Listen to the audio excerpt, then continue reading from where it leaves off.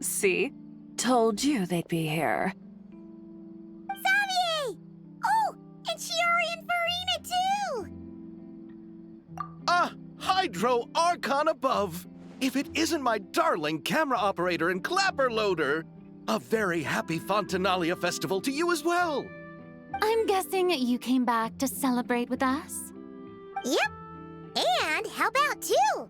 Even though the last festival had some unexpected hiccups, making the film was still super fun. Since you're all here together like this, you must be planning on entering the competition, right?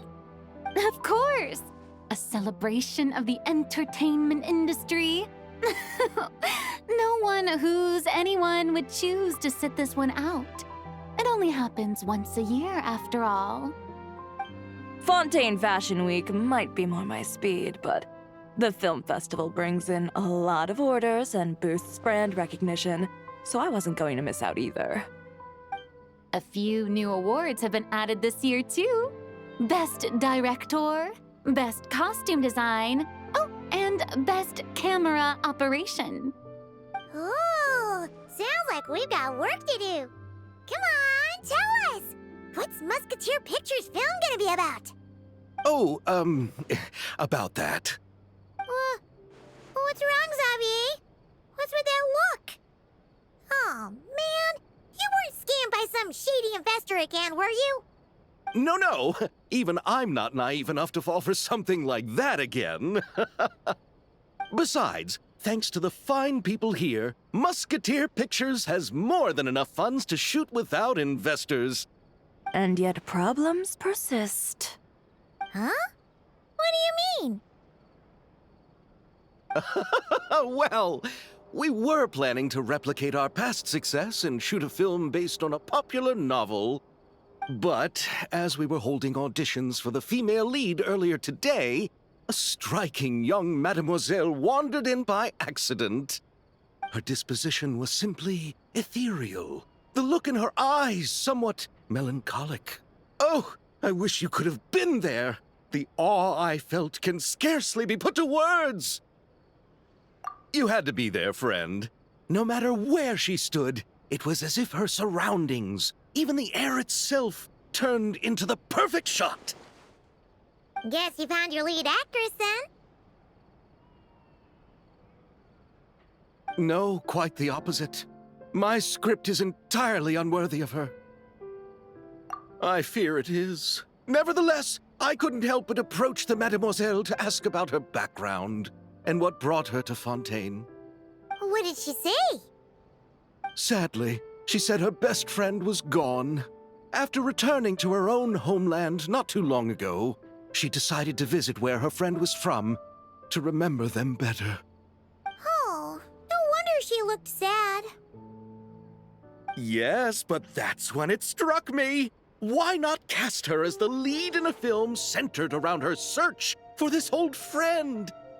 Huh? You're gonna rewrite the whole script? But is there even enough time? Isn't the prep work super complicated? We might not finish. Think about the difficulties we faced with the two Musketeers. We had to start from scratch back then, too. I'd say we're ahead of the game this time. Guess so, but... Don't worry, Paimon. Shiori and I have evaluated the proposal, and we support Xavier's decision.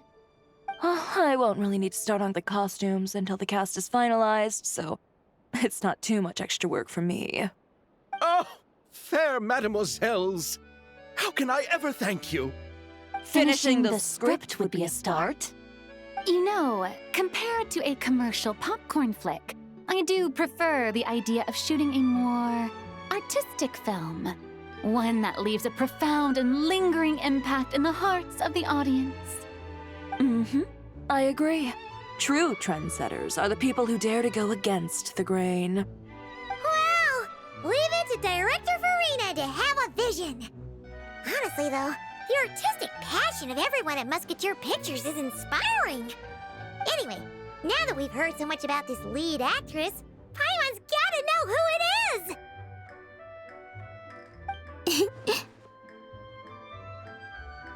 Ah! Columbina!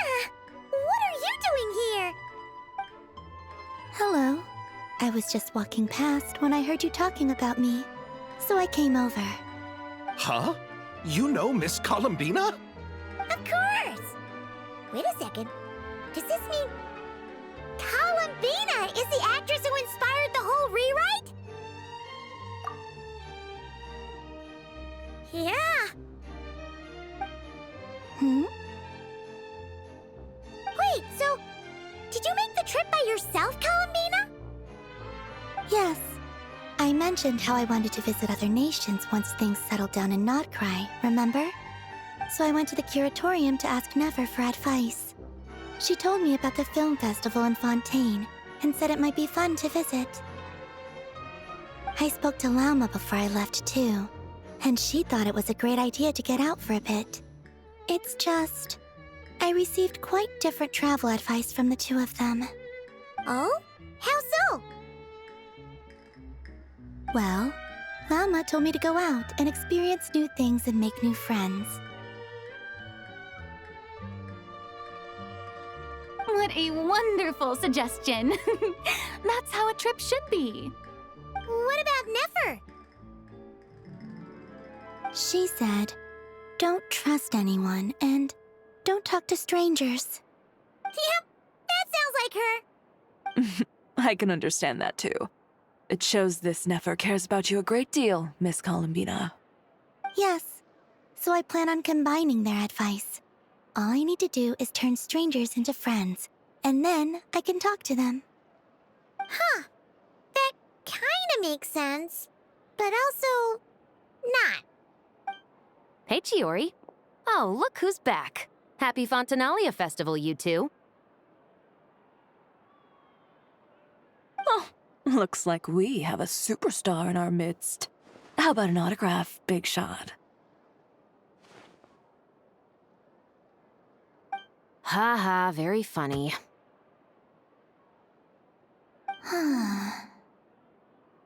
All settled then? Yep, the Duke gave his blessing, and I cleared it with the Udex. During the festival, inmates with good behavior will get a chance to spend some time on the outside. Under the stringent supervision of the Special Patrol, of course. Risley! It's been a while! Happy Fontinalia Festival! Does that mean Veronique and her brother will be at the festival? During a specific window of time, sure. Doesn't hurt to give the inmates something to look forward to. A little sun'll do them some good, I think. This is a friend from your travels, I'm guessing. Thought I heard something along those lines? Right! We should make some introductions, huh? Chevros, Risley, this is Columbina, a friend we met in Notcry. Welcome to Fontaine, Miss Columbina. I bet the weather's been quite an adjustment. Yeah.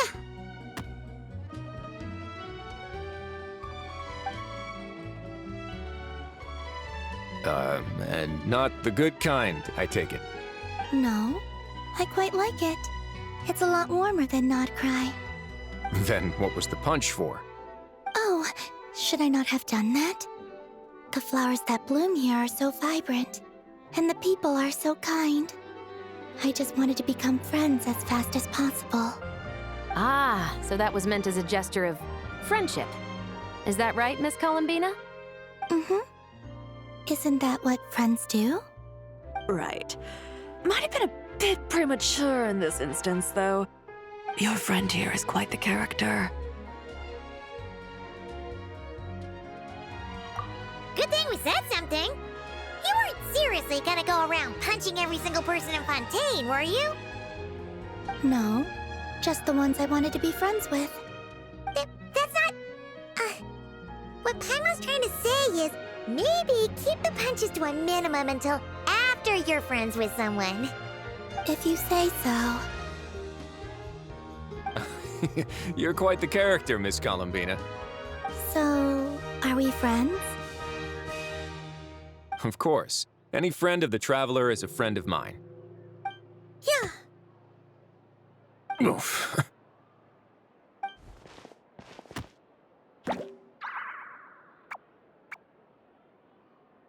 When it comes to friends, you sure know how to pick 'em. So Miss Columbina is the lead actress I've been hearing so much about. The whole thing about her aura is starting to make more sense. You gonna be part of the film this time too, Shivers? That was the plan. But now that Mr. Xavier has changed the direction, I don't think I'm in quite as many scenes. It's all for the best, though. A different crew asked me to help consult on some of their musket work. Oh, sounds like our trusty musketeer is as popular as ever. I'm just going where I'm needed. I'm more than willing to help with whatever this production needs as well.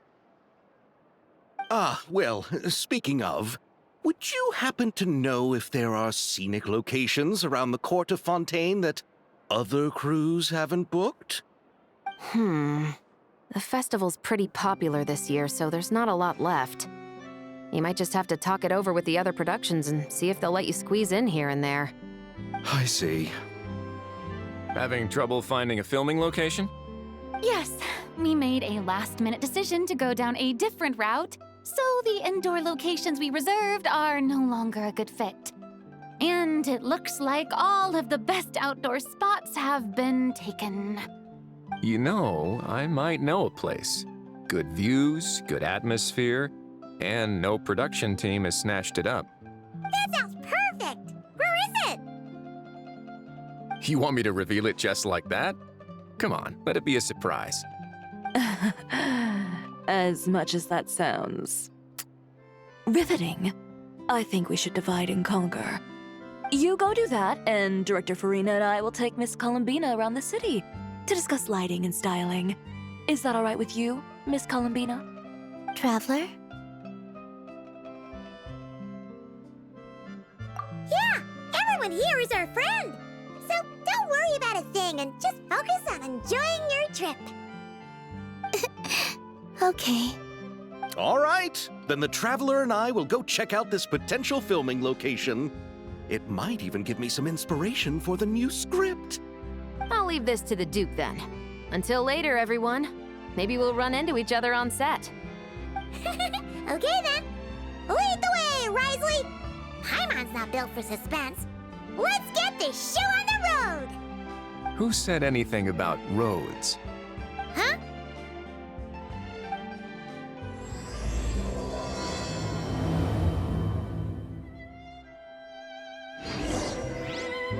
The tides beckon.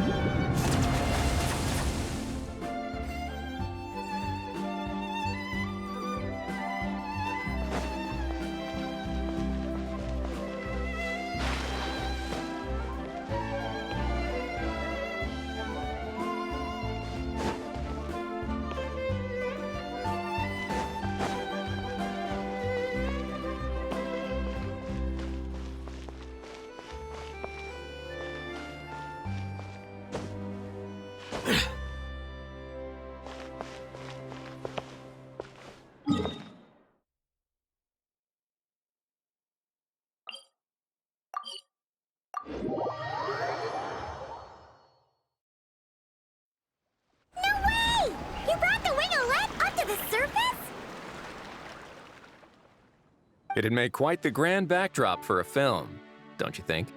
Paimon's more focused on the fact that this thing is supposed to be underwater, inside the fortress of Mirapede. True. And keeping up with the maintenance on a vessel this big is a lot of work.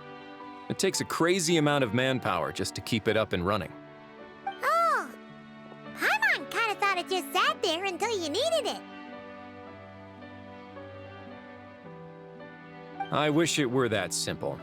The truth is, the maintenance costs on this thing are substantial, so we decided to rent it out during the festival to earn some extra mora. Besides, the inmates are the ones who keep it in good shape. Seeing the fruits of their labor put to use is a good form of social rehabilitation for them. Huh, you've really thought this through. What you think, Xavier? Is this a good place to shoot? Ah, I've got it! Good messieurs and mesdemoiselles, I've got it! Gonna take that as a yes. The beginning is the hardest part, and the opening of this film has been eluding me, but now I know just how it should start.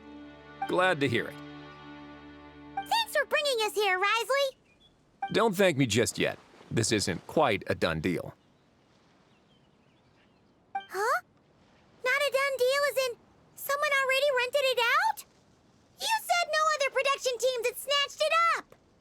This person isn't affiliated with a production team.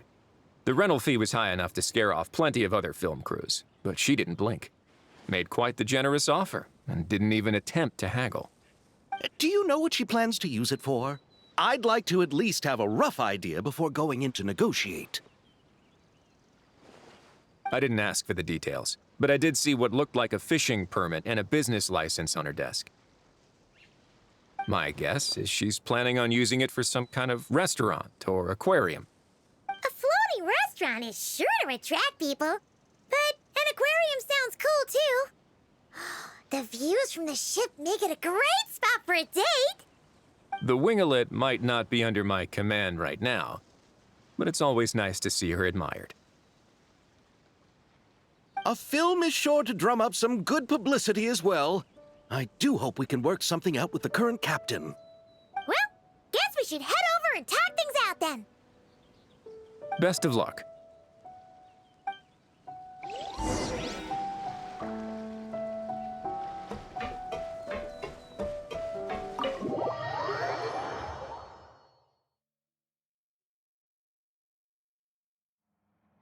Wow! The winglet seems even bigger up close. The rooms are so spacious. Wonder who rented it out. Hello? Anyone there? Perhaps the captain had business to attend to elsewhere. But why rent such a massive boat just to have it sit here without even leaving so much as a note? Let's try again. Anyone there? Hello? Seriously? Right now? What is it gonna take to get some decent sleep around here? Is a nap too much to ask for? Ugh. Sorry, the aquarium's closed for the... Huh?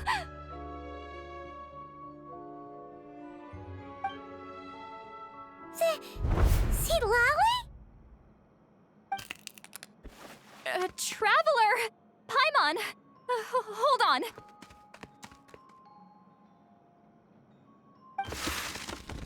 This is just great!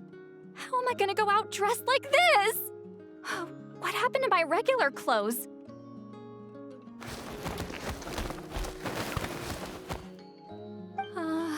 The wash! I put them in the wash after I drank too much and fell into the fountain. Oh, this can't be happening! Am I seriously gonna go out like this? Think we might have caught her at a bad time. See Lolly? I don't want to hear it. Hear what? A single word about what I'm wearing. No comments, none. Is that clear? Oh, yep. Crystal.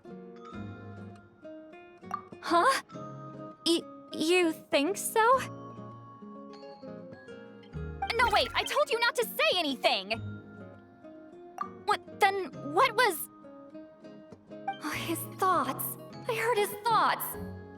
How could I forget about that? Oh, this is so embarrassing. I seemed a little too pleased to get that compliment, didn't I? Wait, the mind reading went both ways. Does that mean the traveler's hearing all this too? Oh, you clearly did! Huh? What did we do? Paimon's not following. Nothing. It's nothing. Let's just move on. Did you need something? You're not here alone, I see. Hello, I'm Xavier, a film director and producer from Fontaine. I meant to introduce myself sooner, I just didn't want to, interrupt.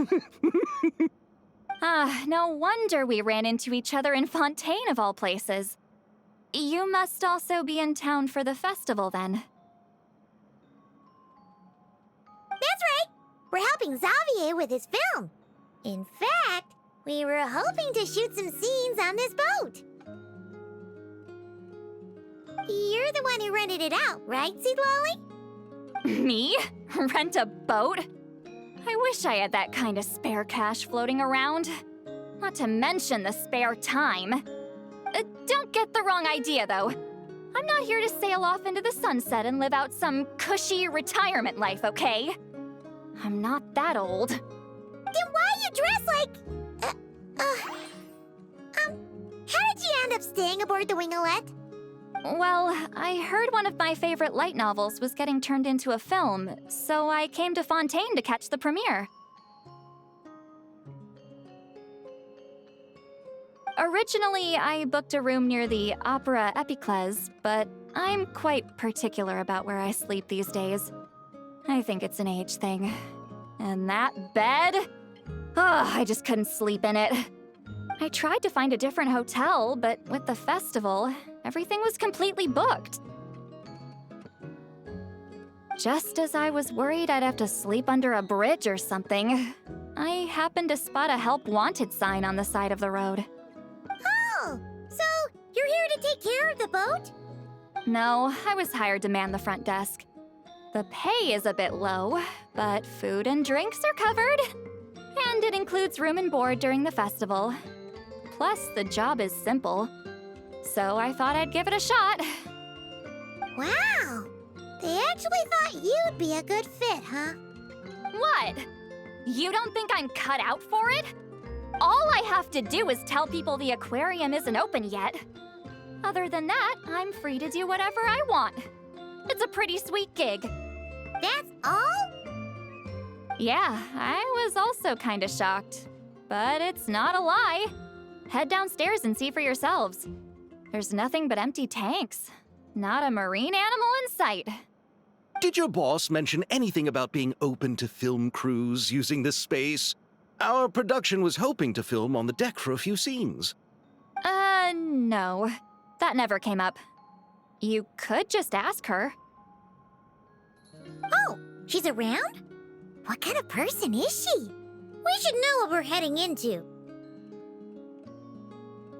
She's nice enough, I suppose. Pretty reasonable, too.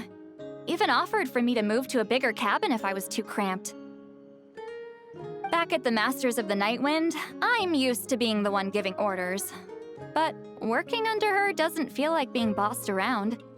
She seems to respect what I think. Wow, she sounds like a great boss. She did tell me she'd rather not be disturbed, though.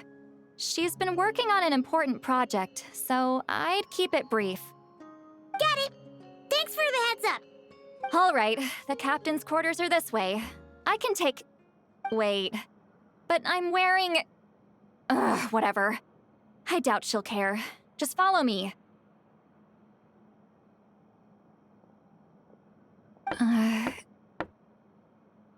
Miss Guillotin? These visitors were hoping to ask you about something.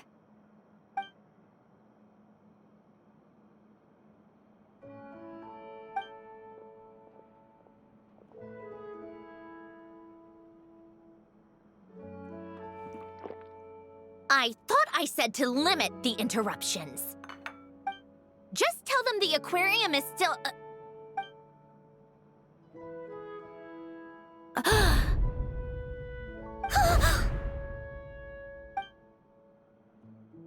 Sandrone? You're here! Huh? You know each other? Are you okay, Sandrone? Do you still remember us? Everyone was so upset after what happened. We all missed you so much.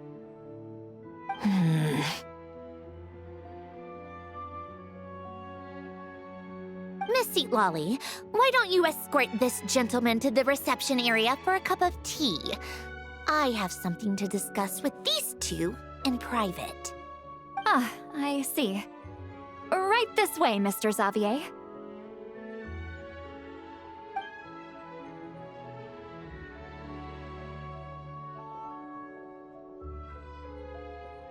Sandrone?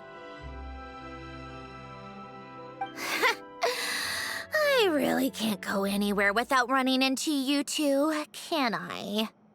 Are you okay? During the battle, your core... it was... Destroyed by that bastard Dottore. That's right.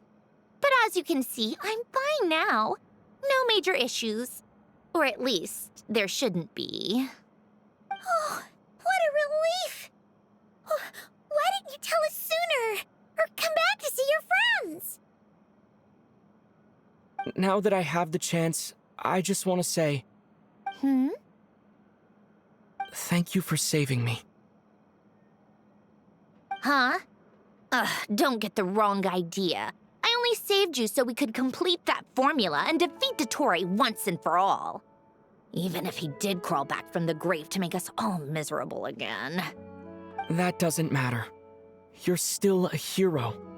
All right. But it wasn't just me. All I did was lend my brilliant mind to the cause and take care of one part of the plan. Although, I'm not denying it would have fallen apart without me. You got that right. You're amazing. But how did you go from a... From a lifeless pile of scrap to looking like this? Well, my mom was trying to put it a bit more gently, but...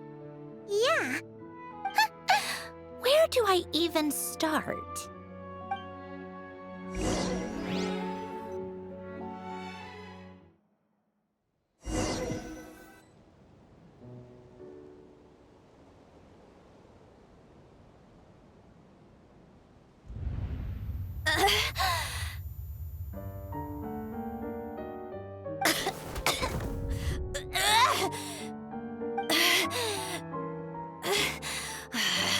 Curse it all! Where am I? Did we do it? How much time has passed?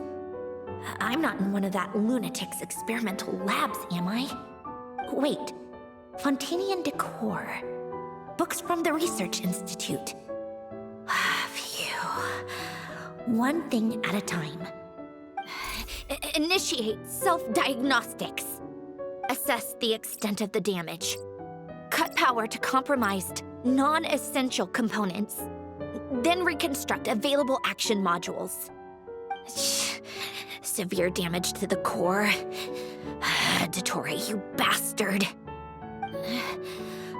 Polonia?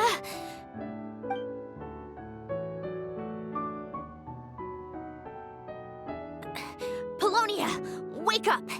Activate!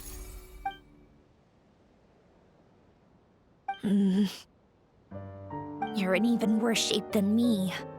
Internal gears and energy circuits are barely intact. Extreme damage to the core, just like me. Rebooting is off the table. Even if I could repair the damage, I don't know if... You used up all your critical energy in those final moments, didn't you? To protect the core of that guy in the hat, and the numerological array. Wait, the array. Yes! The prototype is still here. But can I even run it in this state? Whatever. I have to try. I just need to confirm one thing. Activate the numerological array. Connect the computing core to my body. Just like I thought. It needs too much computing power.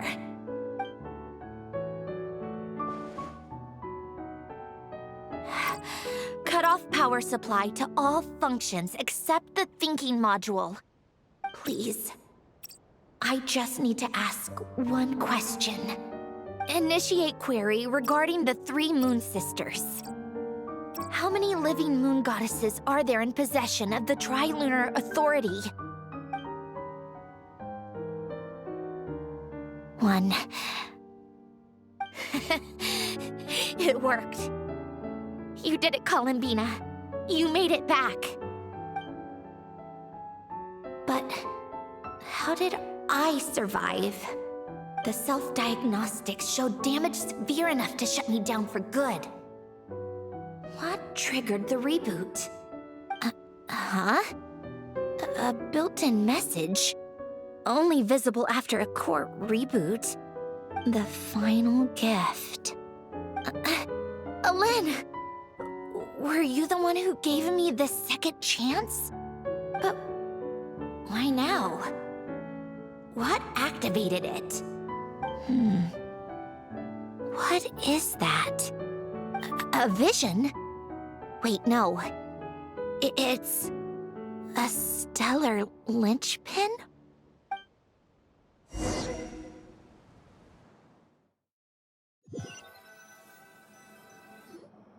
A stellar linchpin? What's that? You can think of it as a rare kind of vision. As for what causes one to manifest, well, that's still unknown. But in Snezhnaya, or in Afatui's research at least, it's believed to have some connection to the third descender. The third descender? We knew his remains were used to create the Gnosis, but this is the first we're hearing about a stellar linchpin. You knew about the remains? Right, of course. Look who I'm talking to. Yes, the Heavenly Principles used the remains of the third descender to create the 7 Gnosis as a means to consolidate the Archon system. Visions result from that same system, so extrapolating from there, it's clear that the manifestation of a vision is also, to some extent, related to the third descender. Still following? For those that wield them, visions serve as a means to channel elemental power.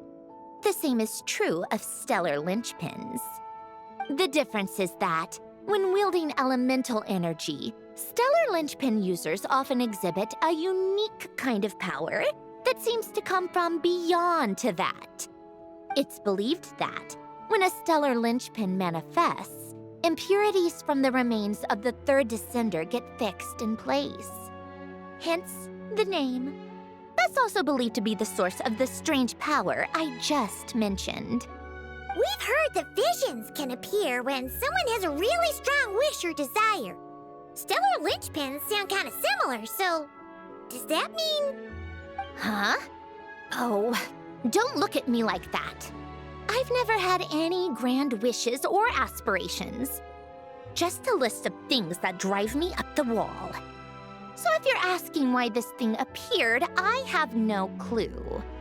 All I know is that without it, the gift Alen left me, this built-in second chance, never would have triggered. The damage to my core was too severe. But thanks to the stellar linchpin's manifestation, it did trigger. And after my core rebooted, I was able to repair the damage to my body. I also managed to import the numerological array, along with some of Polonia's surviving algorithms, into this form. Wait, does that mean Polonia is... Yes. Unfortunately, Polonia is... beyond repair. Oh, we're so sorry to hear that. But you also mentioned something about a final gift? Yes. Alen often spoke to me about wishes and desires when he was alive. I suppose he thought there might come a day when I wished for something, and was willing to sacrifice my own life to fulfill it. So he left me a chance to start over.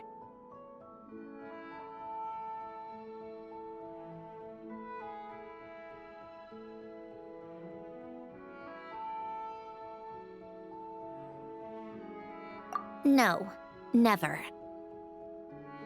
Alen once said I was his proudest masterpiece. That might sound boastful coming from me, but it's also an undeniable fact.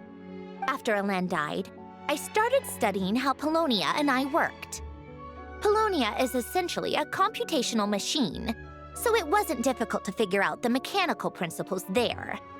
But when it came to my own structure, that's when Alen, the Lord Artificer's true greatness, struck me once again. I attempted to imitate it when I created Catherine, but in the end, she turned out to be nothing more than a superficial replica. What? But his creation skill, Catherine, is super impressive. We were shocked when we first found out she was a puppet. No, she's nothing compared to what Elen was able to create. Some of the mechanical principles of my own core are still a complete mystery to me. Keeping that gift hidden wasn't even a challenge for him. Just a shame I had to waste it on fighting Dottore. I just couldn't stand the thought of him coming out on top. Huh, if you put it that way, the world owes me a whole lot then, doesn't it? Wait, but all this still doesn't explain what you're doing here. Risley said you rented the ship and even had some kind of fishing permit? That's because I'm trying to go back to the place Elen and I lived when he was alive. My former home, I suppose you could say. The second chance wasn't the only part of the gift. According to the message, Elen left me a few other things that are stored in the house we shared together.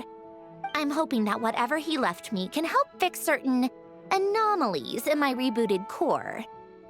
And help me understand why I received a stellar linchpin in the first place. Okay, so go back then. What does that have to do with fishing? And to think I'm talking to the saviors of Fontaine.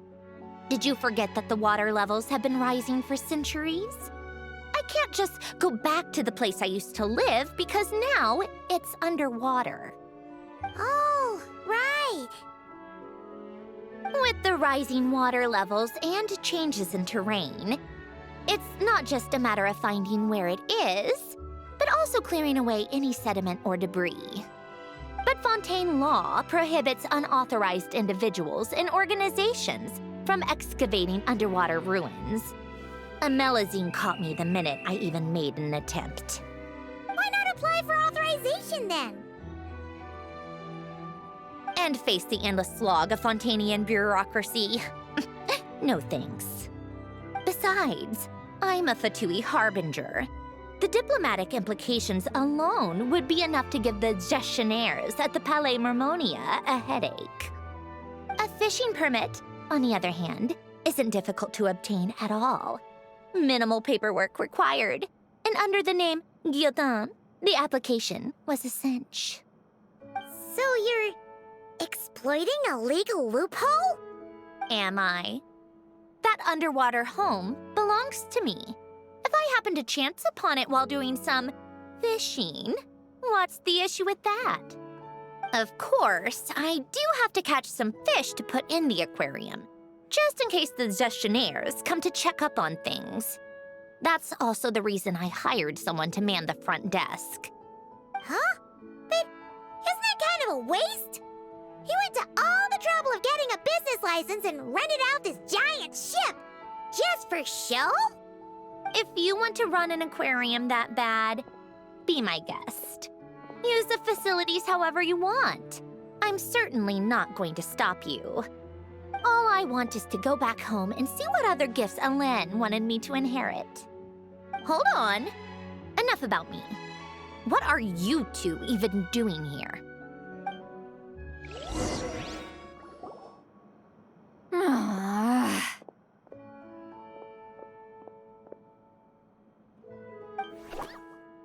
Seriously? They've been in there forever.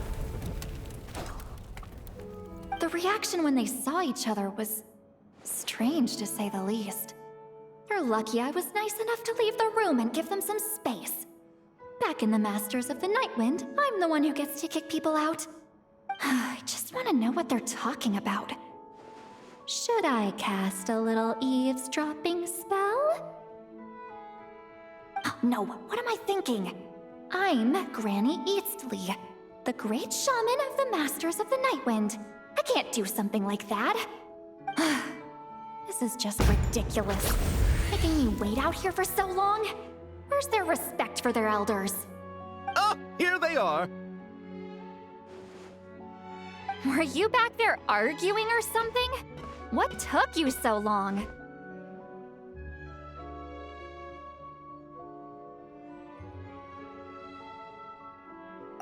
The two of you are already acquainted with Miss Guillotin, then?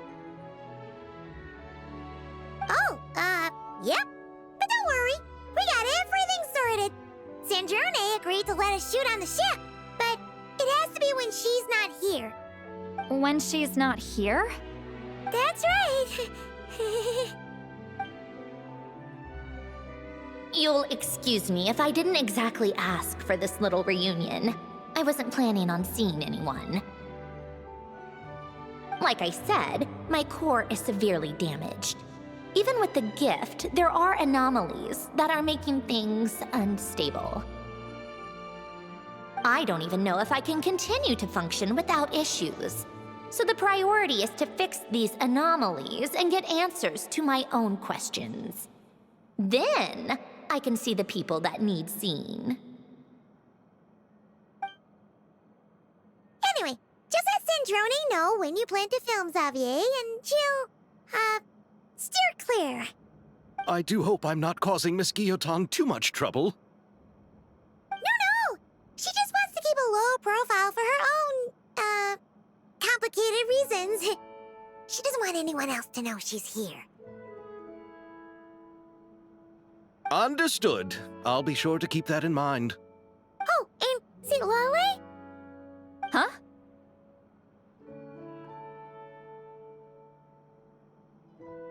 You mean Miss Guillotin?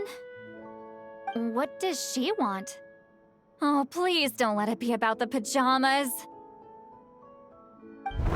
What? The 7th of the Fatui Harbingers? Why are you telling me all this? I asked the Traveler about you, and I've decided it's best to be open in this instance. I can understand if you would rather not work for a Harbinger. Regardless, the room on the ship is yours to keep. You're an acquaintance of the Traveler, and I plan to honor that. Wait, she's actually nice? It's not a problem. The captain also worked for the Fatui, and he helped Natlan a great deal. We know that there are good people among your ranks. Besides, I've been around long enough to know what it means to earn one's keep. This isn't Natlan, and I don't expect special treatment. Besides, sitting at a desk isn't exactly back-breaking work. I appreciate that perspective, great shaman. Seat Lolly. Just call me Seat Lolly. That title makes me sound so... old. Well, Seat Lolly, the Traveler and I are looking for something, so we'll be heading underwater together soon. I'll leave the ship in your care while we're gone. Together? How often? Not too often. We're heading out in a bit, but I'll be available if you need something. You couldn't, go alone? I wanted to, but he was concerned about my physical well-being. So he offered to come with. Guess my mental well-being means nothing then. Huh?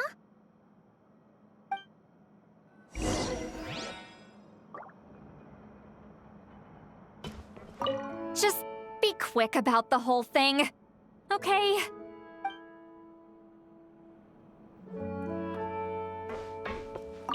Miss Guillotin is so generous. We talked it over, and she agreed to let our crew come over and do some test shots while you two are out.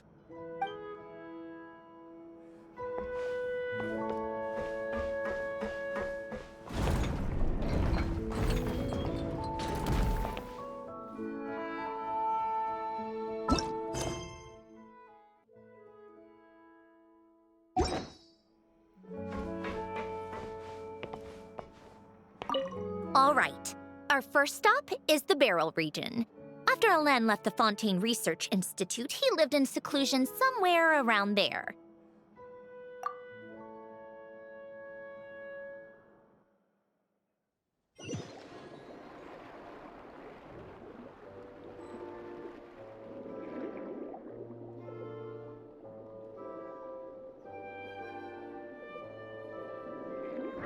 Huh.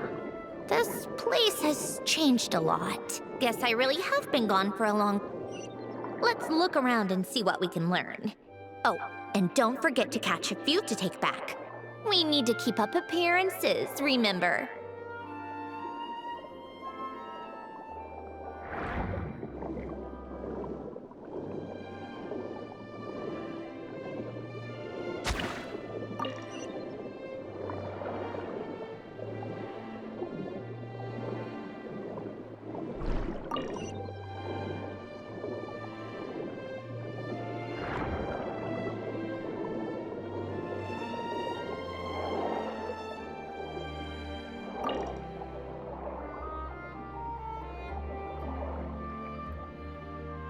Poisson isn't too far from here, right?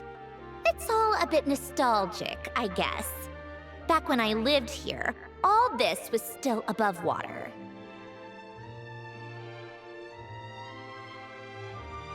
All right, I have a general understanding of the terrain changes and sediment accumulation. We can stop here for now.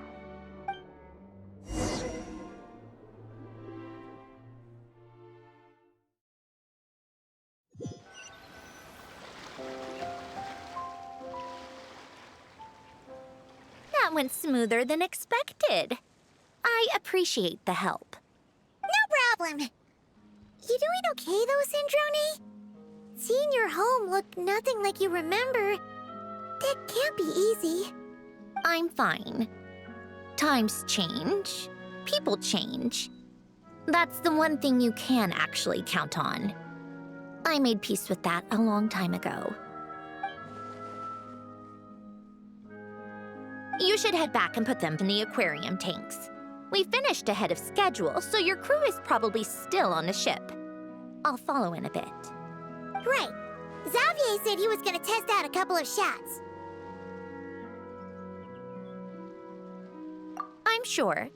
I want to take another look around on my own. Okay then. Want us to let you know when the filming is done? No need. Columbina relies on Kuvaki to perceive her surroundings. In Nodcry, her senses are heightened because Kuvaki is everywhere.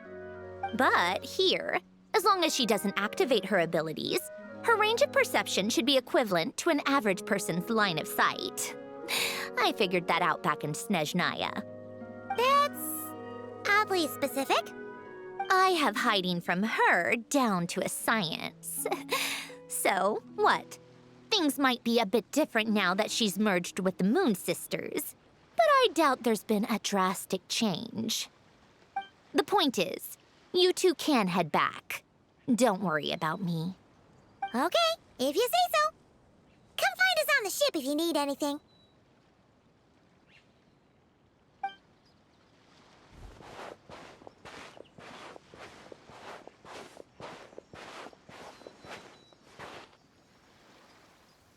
What did you leave for me, Alen? Did you know I would come back? Or did you make it so I would have to?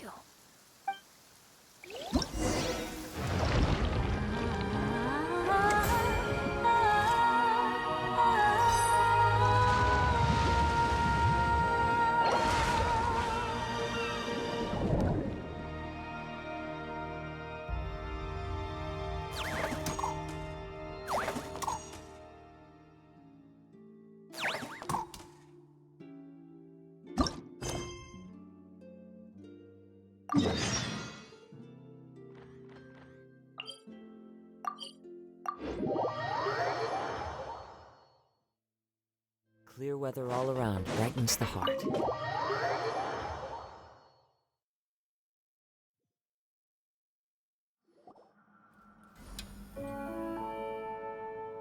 Xavier, we're back! Shh! Quiet on set! They're filming over there. Oops, sorry.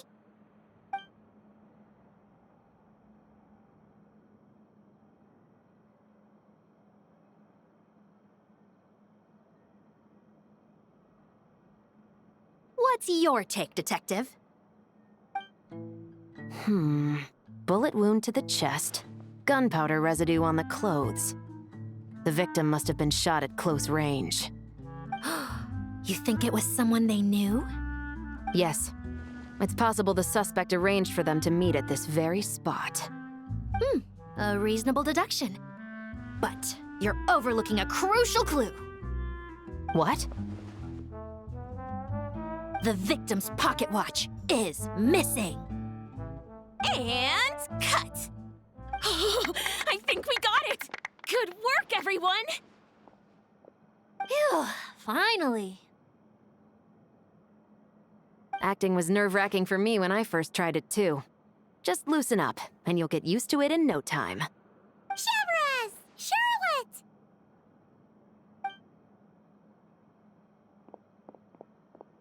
Oh, hello there, you two. You're filming here too? Oh, so Charlotte's crew must have been the one that asked you to help out, huh, Chevres? Yep. They heard about a potential filming location and wanted to come check it out. But when we got here, your crew had already beaten us to it. Luckily, Xavier and our director, Lapine Pauline, go way back. In the end, we agreed to just share each other's filming locations. Considering all the last-minute changes, that's just what Musketeer Pictures needed. For sure! Based off the scene just now, you must be the star of the film, Charlotte! You bet!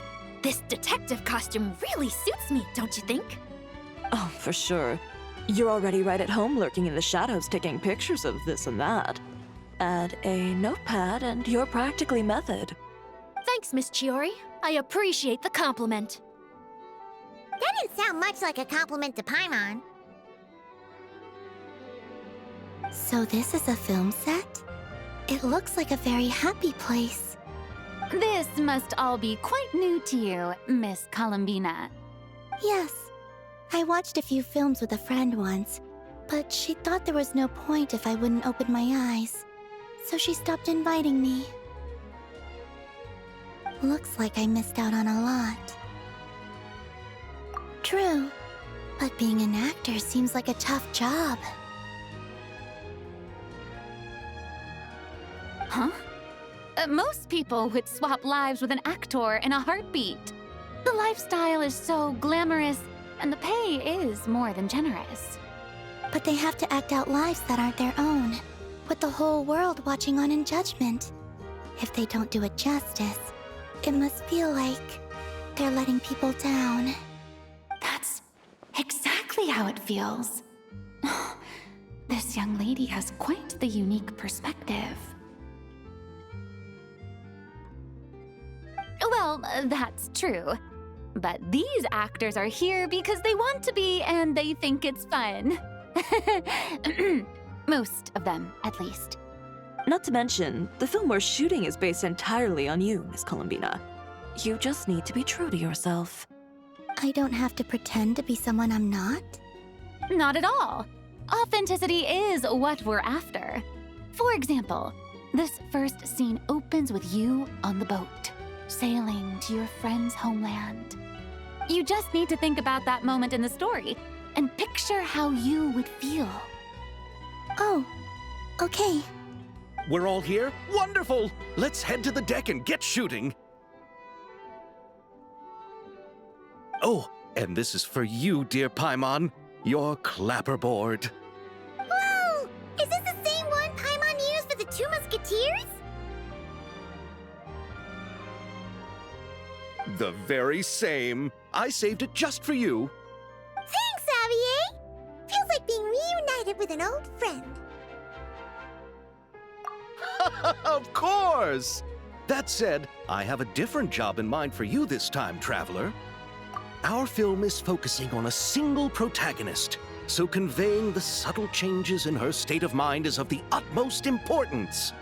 In addition to the actor's own performance, another way we can convey that is through lighting. Huh? But there's already a lighting specialist, isn't there?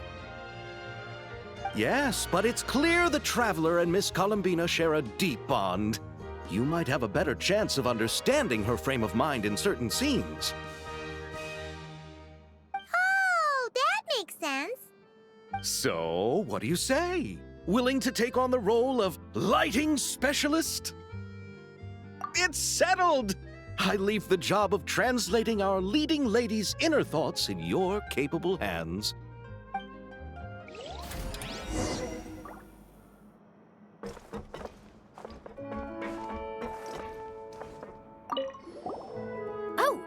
I didn't expect to run into you two on set. Happy Fontinalia Festival. Nice acting back there, Charlotte. Thanks. I'm, usually the one behind the camera, so it's actually pretty nerve-wracking being the center of all that attention. But I've known Miss Lapine Pauline for quite some time, so we work really well together. Miss Lapine Pauline prefers to assign roles based on our own personalities. She'll even adjust the script to make it a better fit. The scene from earlier was just me and Chevres, but Navia and Emily are also going to be taking part. Ooh, that's quite the lineup. Your film's leading lady also seems like quite the score. Just on first impressions alone, it's clear she's someone special. Guess we'll just have to wait and see who wins Best Picture and gets to go home with the Furina Award.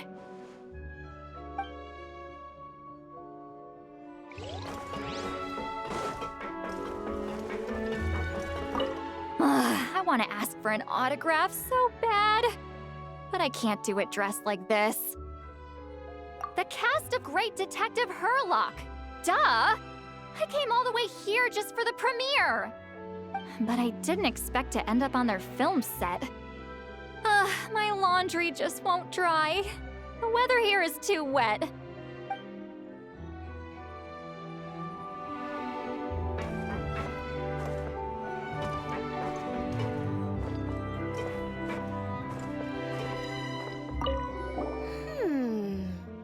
Seeing all the sets in place, things are looking even better than I expected. The actors are doing great too. Editing it all together is gonna be a piece of cake. Bet I can finish it in one night. Hi, Lapine Pauline. Hey, you're back! The timing couldn't be more perfect. If there's one thing you absolutely can't miss, it's the Fontinalia Film Festival. And you're a director this time. That's so cool. It's all thanks to my apprentice, Nanette. She's the one who told me to read Great Detective Herlock in the first place. And then it struck me. This would make a great film.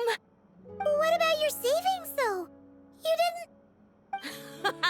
Yep, I went all in. Paimon was worried you'd say that. Oh, relax. It's different this time. I met director Xavier back during my camera outsourcing days, so I got to know the industry a bit. I know exactly what our film needs and what the fans want to see. So be sure to check it out. I'm confident we've got a winner on our hands. Sounds like it. But we've got some filming chops ourselves. It's definitely still anyone's game. Then may the best film win.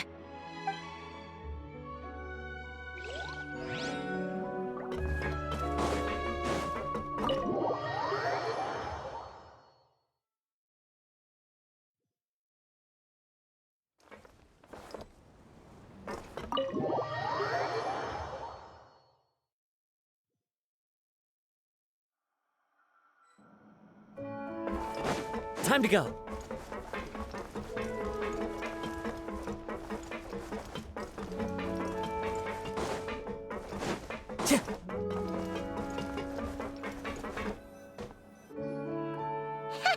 Paimon's having a bunch of fun filling up this aquarium. Since Sandrone doesn't mind, we should definitely catch some more fishies and make this place extra beautiful. Hey, you two. Come over here. Huh? Is everything all right? Here. This is for you. What is it? It's an underwater mobility device I've been working on. Huh? Wow! That's so kind of you, Sandrone. It's just a simple mechanical device. I saw the way you were catching fish and... how should I put this? It seemed somewhat... unsophisticated. To be perfectly frank, I found it quite difficult to watch. Was it really that bad? It was inefficient, unskilled, and completely and utterly inelegant. No need to apologize. Everyone has their own ways of doing things. But seeing as you plan to keep adding to the aquarium, it might be best if you use this device. The waters of Fontaine are home to more than just harmless ornamental fish. There are plenty of predators who could do you some real harm. This device will not only help you fish, it'll also help you flee. All right. Oh, and if you're going for a swim, go now. And don't forget to tell me what you think of the device. I can always make more adjustments if you have any feedback.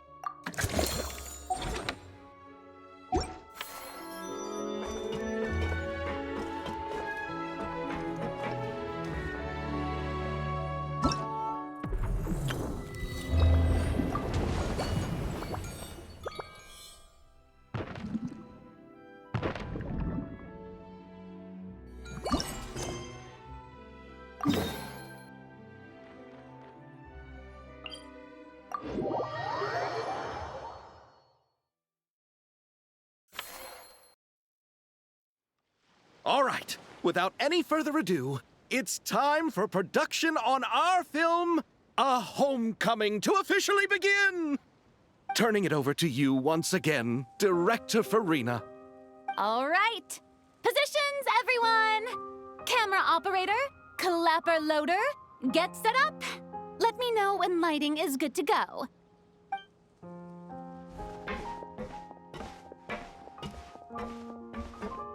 All you need to worry about, Miss Columbina, is hitting your mark.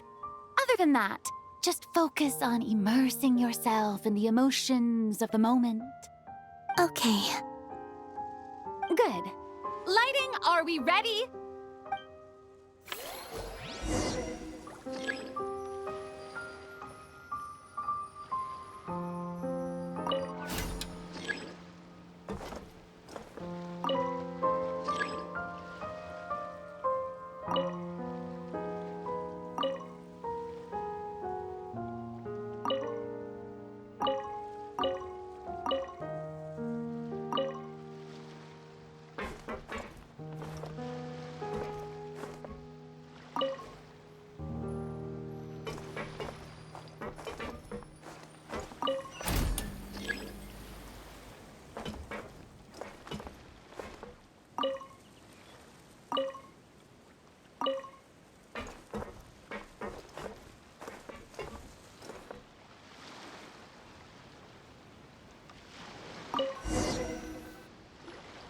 Ready. All right, quiet on set. 3, 2, 1, action! This is her homeland. Columbina. Cut! The emotions I'm looking for were definitely there. Let's just try to keep it a bit more natural. Oh, but definitely keep that gesture at the end.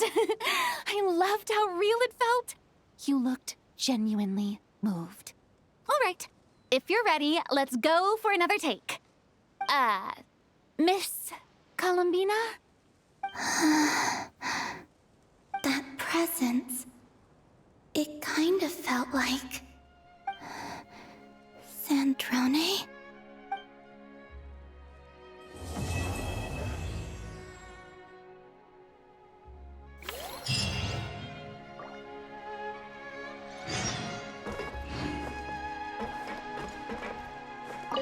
Terrific performance, Miss Columbina. Truly excellent work. Thank you, Director Furina. You really don't mind me not taking off my eye mask? Not at all. Xavier and I already talked it over. The character is based on you, so there's no need to change what you're accustomed to doing. Besides, the mask could become one of the defining traits of our film's leading lady. Just like you suggested, we'll leave the reveal to the more important moments.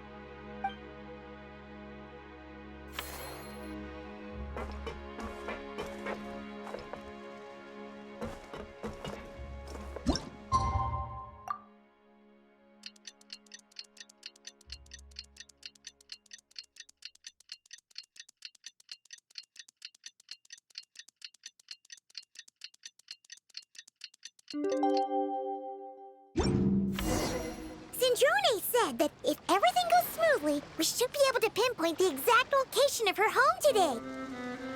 Let's head to the wingolette and meet up with her.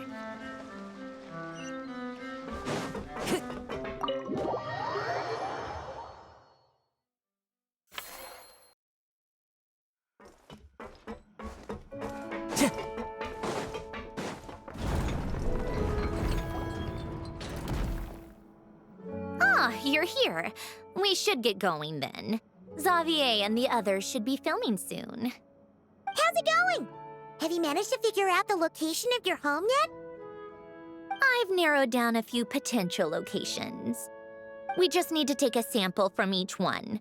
Once the equipment analyzes them, we should know the exact location and where to find the entrance. Great! We should get started then.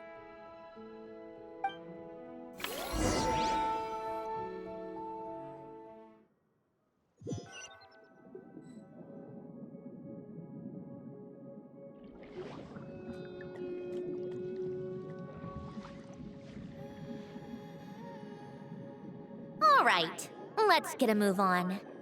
That should do it. Let's head back. The filming should be just about done. We made good time. We might even know the location by the end of the day. You sound pretty happy about that. Do I? I suppose I've just had enough of these anomalies I've been dealing with. The sooner I can fix them, the better. Anyway, enough chit-chat. We have work to do. Oh, but let's head in through the side door. I don't want to run into the crew on the deck.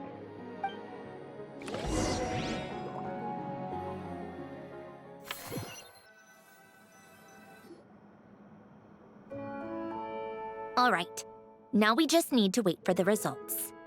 Since we have some time to kill, I suppose I might as well see how this aquarium of yours is coming along. You seemed quite enthusiastic about it, after all. It's really coming together!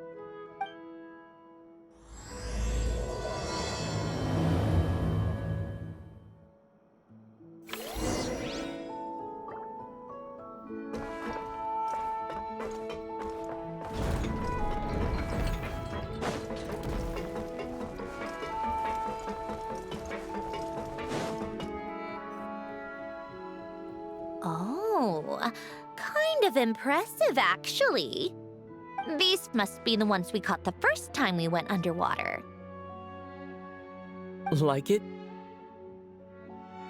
It's fine, I guess. Nothing special. Come on! It sounded like you really liked it just now. You're that proud of it? Is this a sense of accomplishment or something? Well, yeah. And it's pretty. You know it's gonna be gone soon, though, right? What do you mean? After the festival, this ship will be returned to the fortress of Meropede, and this aquarium will be no more. So? So, no matter how much work you put into this place, once the festival is over, it's all just going to disappear. But not making the most of it when we have the chance is an even bigger waste! But if you know it's all going to be gone one day, why even bother? Well, Because you still get to keep the things you gain along the way. And those are things that can never be replaced. Doesn't that make losing them even harder? Well, if you put it like that... But the happy memories we make along the way last forever! You just have to take a more glass-half-full perspective. Not to mention, everything we do here is gonna be on film, so it'll still live on in some shape or form. And when you look back on it, only happy memories will come to mind. Exactly! So it's about finding joy in the process itself. Traveler! You're back already? What's wrong with that? You say that like it's terrible news or something. How did you get here? I didn't see you on the deck. Oh, never mind. We need to help Miss Guillotin hide ASAP. The crew is heading over here to shoot any second. What? They should be done by now. There was a mishap earlier that cost them some time. I was waiting on deck so I could warn you the minute you showed up. Anyway, you should head back to the captain's cabin right away. They're gonna be here any minute now. Ugh, finally! That's a wrap for the scenes on the deck. Wouldn't have taken half as long if the wind hadn't snapped our equipment in two. Uh-oh! Too late! Change of plans then. You'll just have to hide. Hide? And where exactly am I supposed to do that? Oh, there's a box over there! You can get in that! Huh? You expect me to... Do I need my makeup done for the next scene too? For the love of... Let me see. Maybe just a quick touch-up. Huh? Traveler and Paimon? What are you doing here? I thought you took the day off to take care of something. Huh? Oh, as long as we were expecting, so we came back early. What about you guys? You're still not done shooting for the day? No, we ran into an issue that, set us back. It meant Miss Charlotte's crew wasn't able to wrap either. We both still have scenes to shoot in this aquarium. Oh, that's not ideal. For several reasons. Let us help then. The sooner we wrap, the sooner everyone can get some rest. All right. Thanks, you two. Miss Charlotte's crew can go first then. If I'm not mistaken, you still have a night shoot later. Thanks, Director Furina! Of course. Fellow artists should help each other out where we can. Agreed. Well then, camera, lights, get set up. Actors, give your lines a quick once-over. Let's try to get this in one take.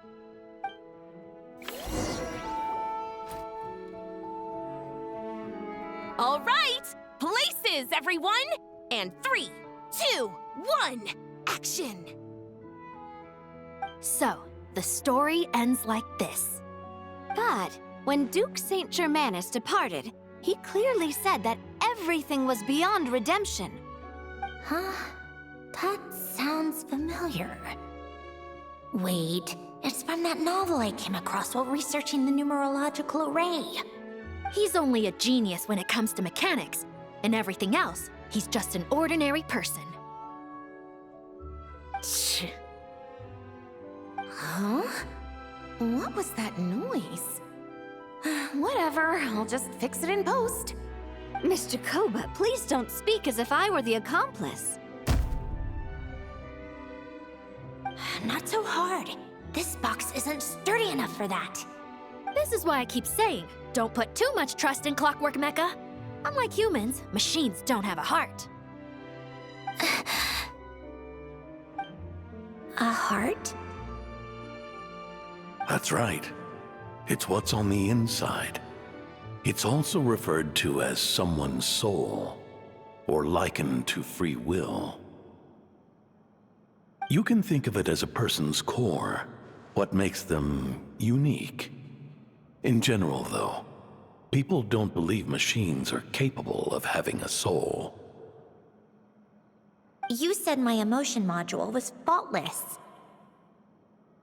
It is, but that's not quite the same thing. Do you think I have one then? A heart? I don't think so.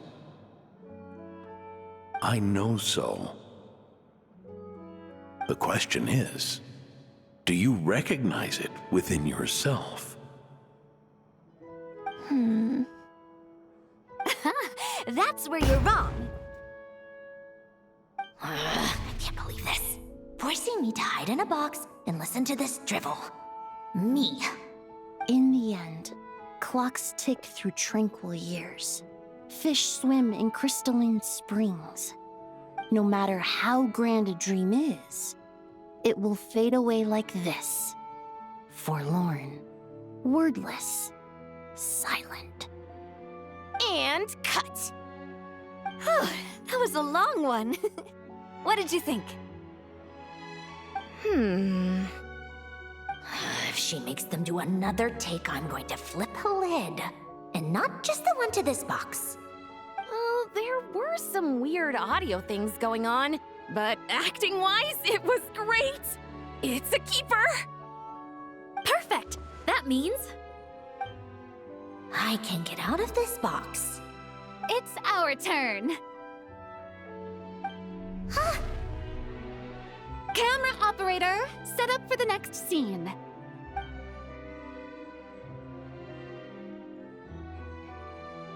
In this one, our protagonist peruses an aquarium in a foreign land and gets swept up in memories of her friend. So, in terms of lighting, that's the vibe we're going for. Got that? Shoot. Paimon thought there would be a break and Sandrone could slip away. What are we gonna do now? break a leg. Yep, we're headed off to shoot our next scene.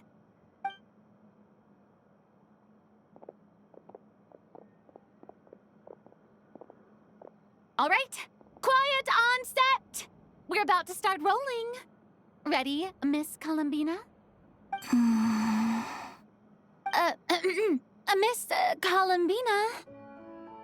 I think she would like this. Quick, we should roll on this.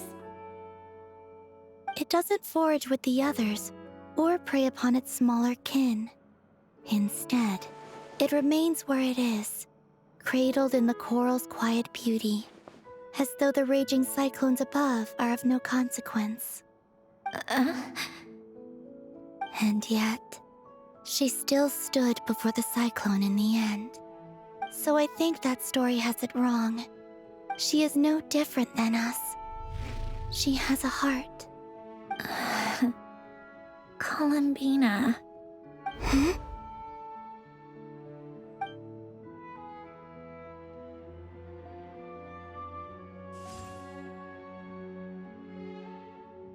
Uh-oh, is she onto us?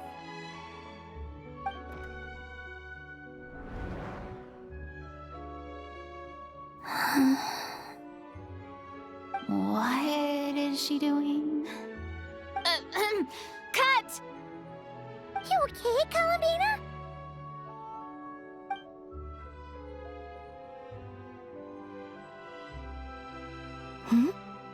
Oh, yes. I just thought... Why don't we take a short break? It's been a long day of shooting so far. That last take was beautifully organic, though. We can use it as is. No need to go again. Thanks, Director Furina. But I'm fine to continue. You're sure? In that case, let's shoot some quick B-roll. Then we can move to our next outdoor scene.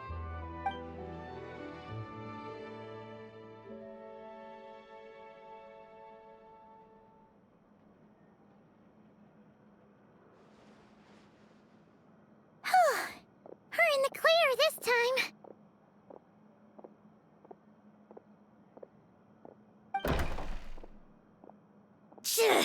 Ugh!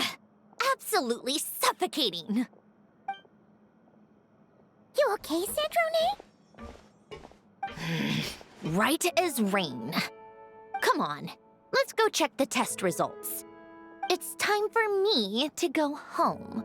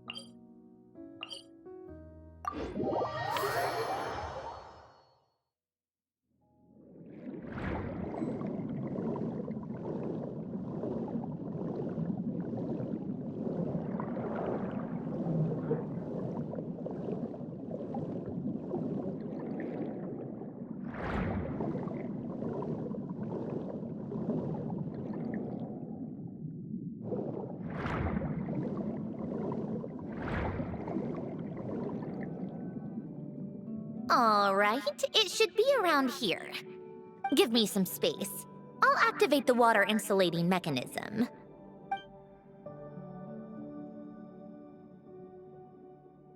The what? Alain, much like Renee, had long predicted that the water levels in Fontaine would rise. Thanks to his expertise in mechanics, he was able to implement a few simple measures to protect our home from flooding. I told him there was no need, that I would just move when the water rose too high. But it would seem he knew a day like this would come.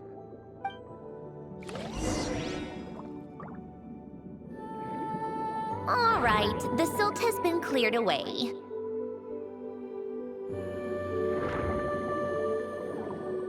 Go activate the mechanism for the first sluice gate. That will fill the empty middle chamber with water.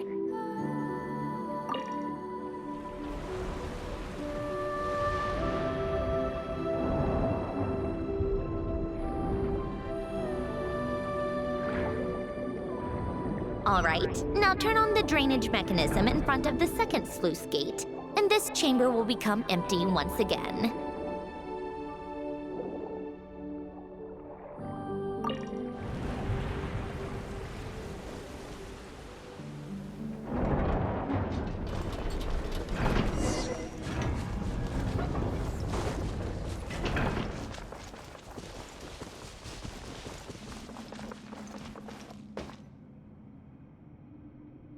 So, this is where you used to live?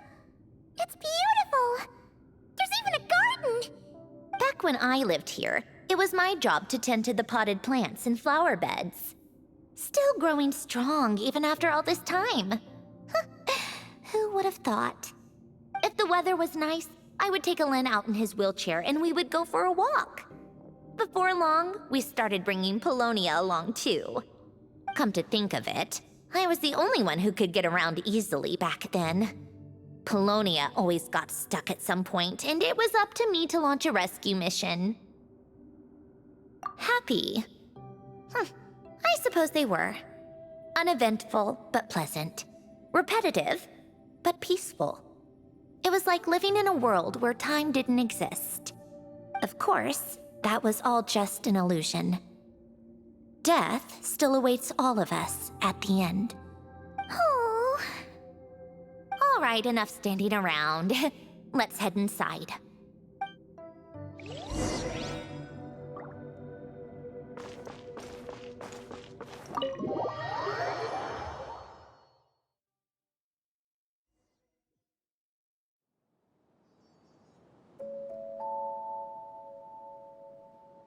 Yep, this place is exactly how I left it. Nothing has changed. What is it? Huh? How did you get... Oh, Arlecchino gave it to you, didn't she? And you... read the whole thing. Just so you know, a lot of that was written a long time ago. At that very desk, to be exact. Anyway, since you've already read it, you should just hold on to it. I can always start a new one. Well, feel free to look around. I'm going to start looking for the gift Alen mentioned. Oh, but be careful with the stuff around here. I'm not saying you can't touch anything. Just try not to choke on the dust. Polonia.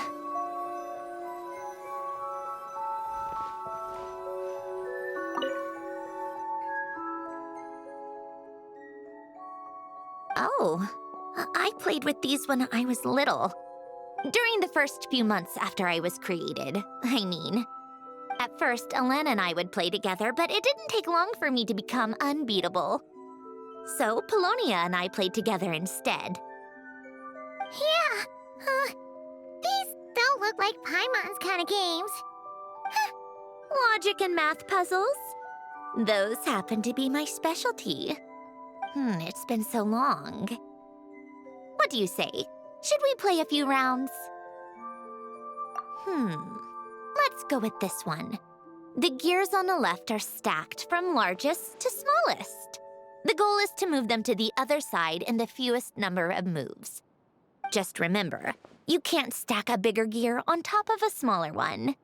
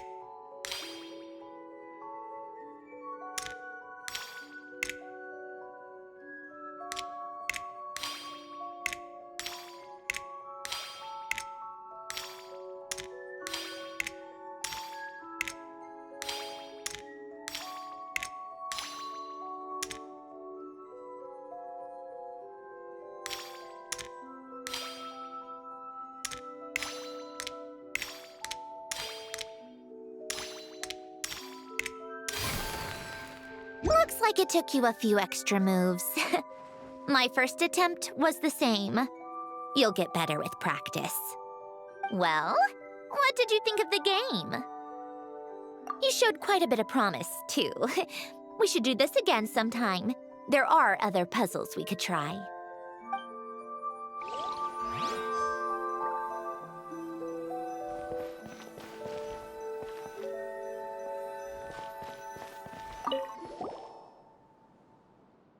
Wait, the people in this picture look kind of familiar. Oh, this was taken when Hélène and Renee were both still at the Fontaine Research Institute, before their falling out. In his later years, Hélène would often sit by the fireplace and stare at this picture, wearing an expression somewhere between guilt and longing. He said he sometimes regretted not helping his friend when he needed it most, even if just to stop him.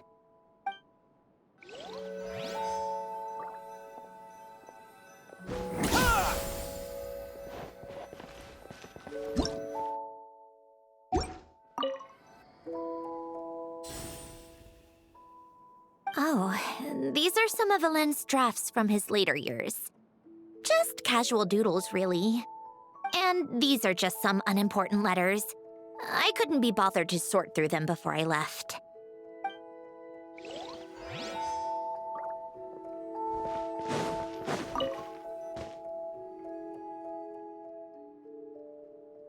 This was Hélène's workbench. Later on, of course, it became mine.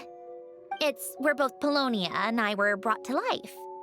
Before Hélène was bedbound, this is where he would teach me about mechanics. I would sit and listen, chiming in with questions here and there. Later on, when he got too sick, I took over and would work on Polonia here. Wow! This house is filled with so many memories!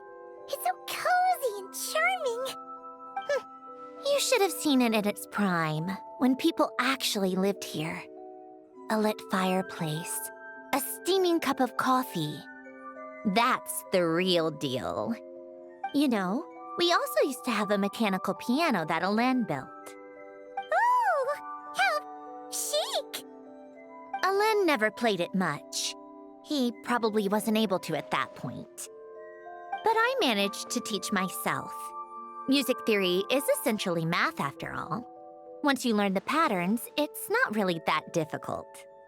I loved perusing Hélène's collection of classical music. The chords and harmonies felt like individual mathematical puzzles. It was fascinating, so I did some composing as well. But as Hélène continued to deteriorate, even the sound of music began to grate on his nerves. So I got rid of the piano. Aww. Back then, I assumed a piano was like an ordinary clothing rack, commonplace in every home and easily replaceable. It was only after I left that I realized how hard a good piano is to find. Enough about that. Hélène's gift should be just in here. The only things undisturbed before I left were a few of his personal belongings.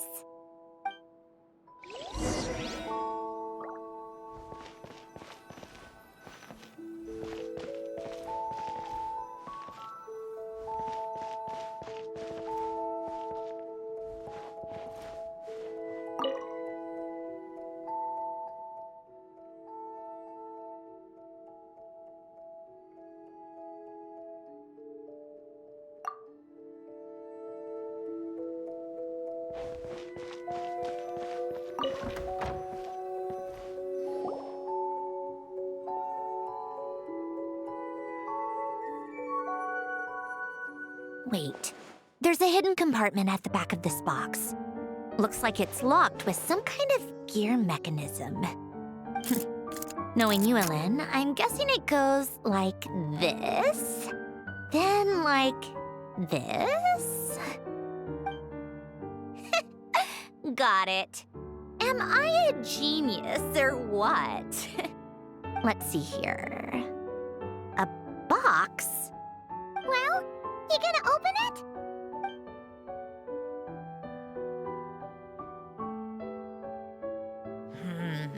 heavier than I was expecting. Just how much stuff is in here?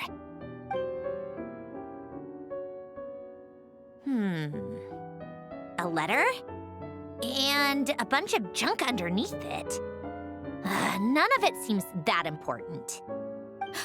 Wait a second. This should be it. Oh, a cube? It's a multidimensional algorithmic core. Ellen would use it to store information. Only Polonia and I have access. All right, I'll start looking into the core and the letter. Feel free to go through the rest of the stuff and see if there's anything useful.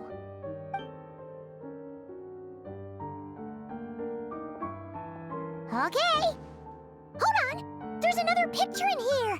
This one has writing on the back. A snapshot of you playing among the plants shortly after you were born. You seem to like these flowers a lot. May you grow and flourish just as they do. Huh? Wow! Look how happy you are in this picture. You've changed a lot since then, huh? What's that supposed to mean? Just that you come off kind of aggressive sometimes. Or, annoyed at everyone around you? Well then, people should stop being so annoying. It's not like I'm the one with the problem. Of course not. Oh, here's something else. Looks like a piece of paper torn out from somewhere. Today, I solved another math puzzle and made a breakthrough on a construction problem the Institute has been stuck on for years. Am I a genius or what? No, wait, that's From now on, I should have people address me as Her Highness the Clockwork Princess, unraveler of all reason. Nope. No more of that. I thought I tore this page out. You wrote this? Then how did it get...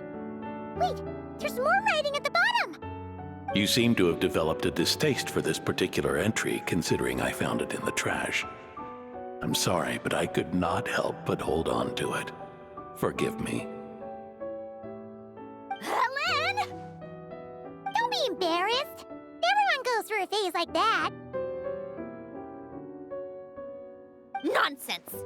I wasn't even the one who wrote that. It must have been Polonia. That's enough. I told you it was Polonia. You know what? We're done with this. No more rifling around in the box.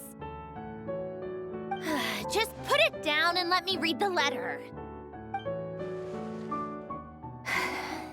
To my little clockwork princess. Not another word. Got that? If you're reading this, You've most likely received the gift I left for you. I just hope you didn't stumble across all this while cleaning out my effects or something trivial like that.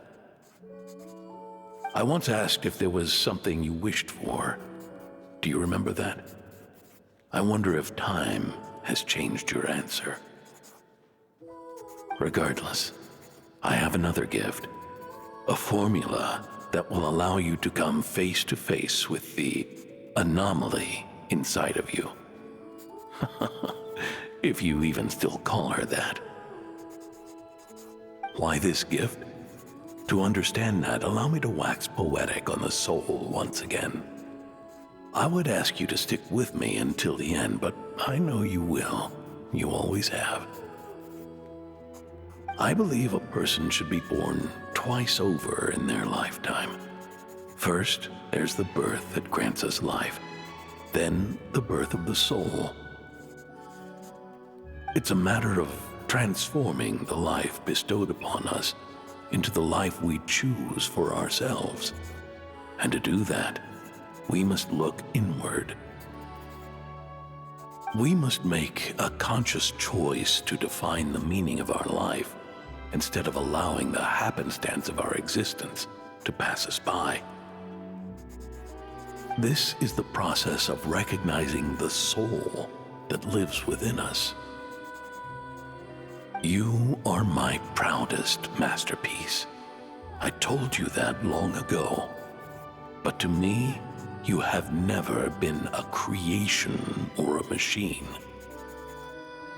To me, you're just like the rest of us.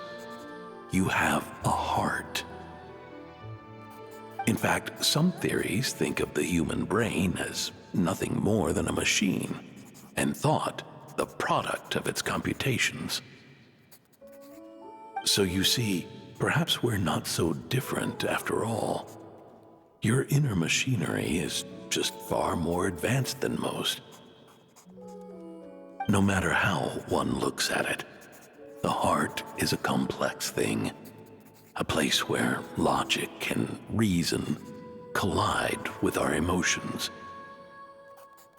Your computational capacity allowed you to become sentient and develop logical reasoning. But it also granted you something that, on the surface, might seem contradictory: emotion. Emotions and logic often clash with each other, and those instances of discord can accumulate over time. That is the source of what you refer to as the anomalies within you. As you told me once, you've always known what you don't want, yet you've never wished for anything in particular. Similar to how a blind person can feel when a part of their body is in pain without being able to fully visualize its form, such is your relationship with your soul. So, what I leave you now is this: a formula that will allow you to see the shape of your soul. For if you want to protect your heart, you must first be able to recognize it within yourself. Of course. Whether you use it is entirely up to you. You are, and always have been, free to do as you wish. Regardless, whether by my formula or some other means, I trust you will know your heart one day. You always were a fast learner, and the smartest person I've ever known. Ellen. Oh. I'm fine. I've already figured out how this formula works. Let's get out of here and then we can use it. You made up your mind already? You're gonna do it? Why wouldn't I? Resolving the anomalies within my core is the reason I came here in the first place. No, I can do this on my own. But, do you want to watch? What do you mean? I already know what anomaly I need to resolve. Like Ellen said, she's an amalgamation of all the times my logic algorithms have clashed with my emotions. And by resolve, you mean that literally, or...? Yes. But if you, let us in like that, wouldn't that mean letting us see a bunch of your, inner thoughts and secrets? If what Ellen said is true, then I'm about to be... born anew, or whatever. This is your chance to be lucky enough to witness it. Besides, you already read my whole diary. When it comes to keeping my innermost thoughts to myself, well, I think that ship has sailed. You're really sure about this? How many times do I have to say it? I finally let you in as, friends, and you want to question it. I'm not gonna offer a second time. Enough with the mushy stuff. Just follow me.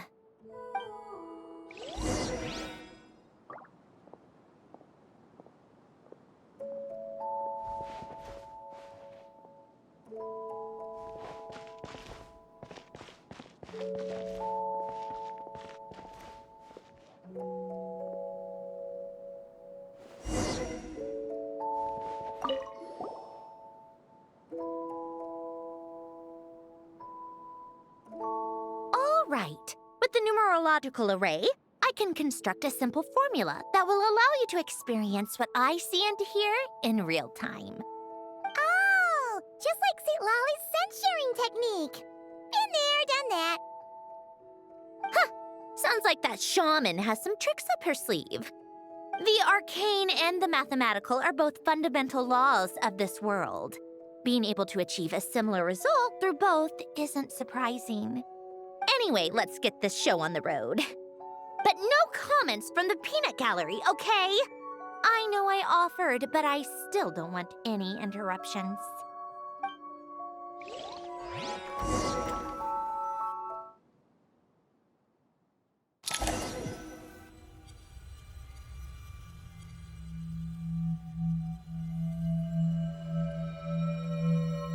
Is this my heart? No, it's probably just the result of a lens formula. A space dedicated to resolving anomalies. Huh. But it looks like the walls are all... mirrors? You made it. About time. Is that me? From the past? You just spoke of anomalies. Well, here I am. What happens when emotion contradicts reason? Shall we sit down and talk?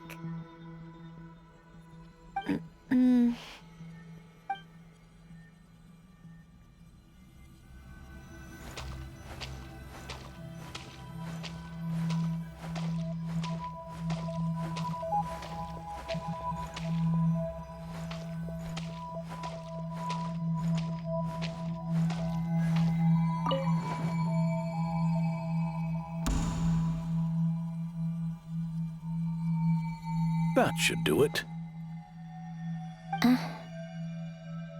Hello? My name is Alain Guillotin. Can you hear me? Brings back memories, doesn't it? The time we spent here.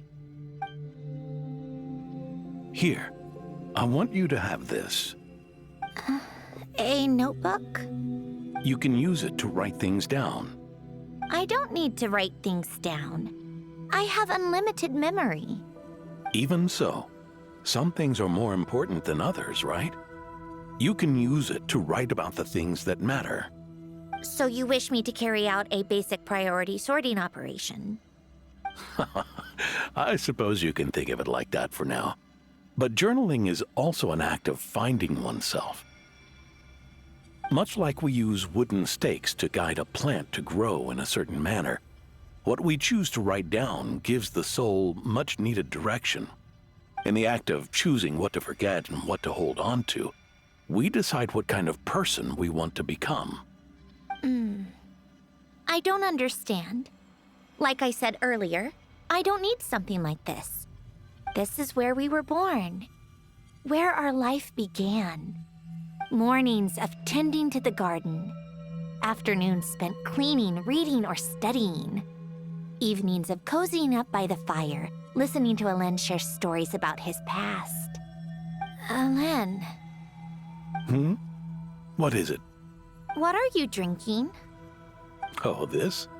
It's coffee. It, makes me more productive. I want to try it. Oh, okay. Here.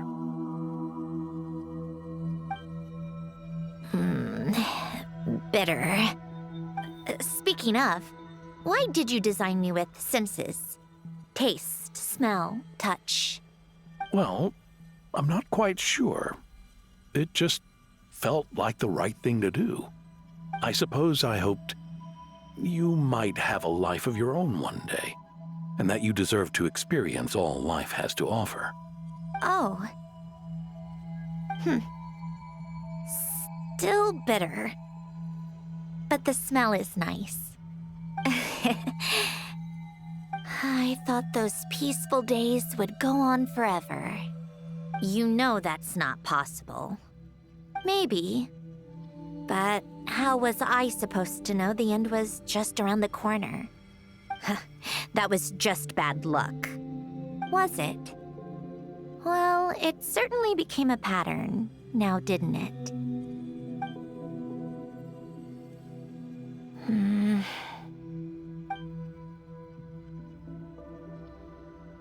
Over time, one of the habits we picked up from Elen was a love of coffee. We even took to hosting tea parties. A machine acting like a human. Kind of laughable, right? I suppose that's just what I'm used to. Yeah, that's just what we're used to. Hey, this place isn't half bad. Great spot for a party.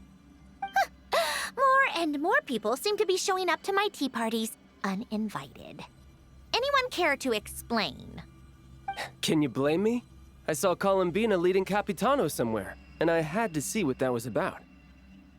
I had simply asked Columbina where I might find Arlecchino. I have business to discuss with her, and Columbina suggested looking here.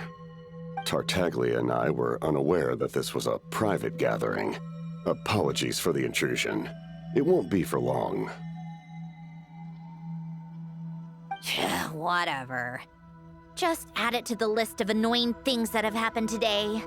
What's one more? Since you're here, you might as well stay for a cup of tea. See? Told you she wouldn't mind. Much obliged, Sandrone. Well, look who we have here. Good thing I brought extra desserts. This has turned into quite the occasion. Capitano, I was just about to go find you. Pardon the intrusion. Rest assured, I won't sully your gathering with talk of work. We can have our discussion later. Spoken like a true gentleman. A certain unmannered 11th seat could learn a thing or two. You know, you really should start being nicer to me, Rosaline. Or I might just snatch that 8th seat right out from under you. I'd like to see you try. If you're gonna fight, take it outside. The only mess I plan on cleaning up is tea-related. I still don't understand how our quiet afternoon turned into such a crowded gathering. One by one, people just kept barging in. And then, one by one, they left without a word. Yeah, pretty annoying, huh?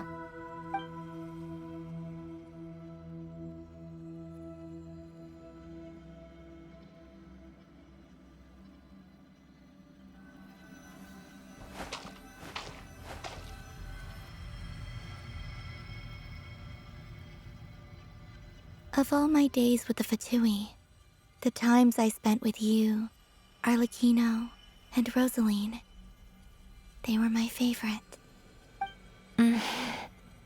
Goodbye, Sandrone.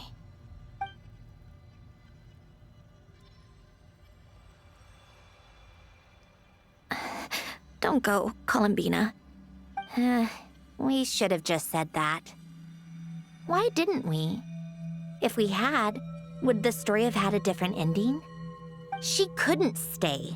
There was no future for her here. She would have just faded away. You're right.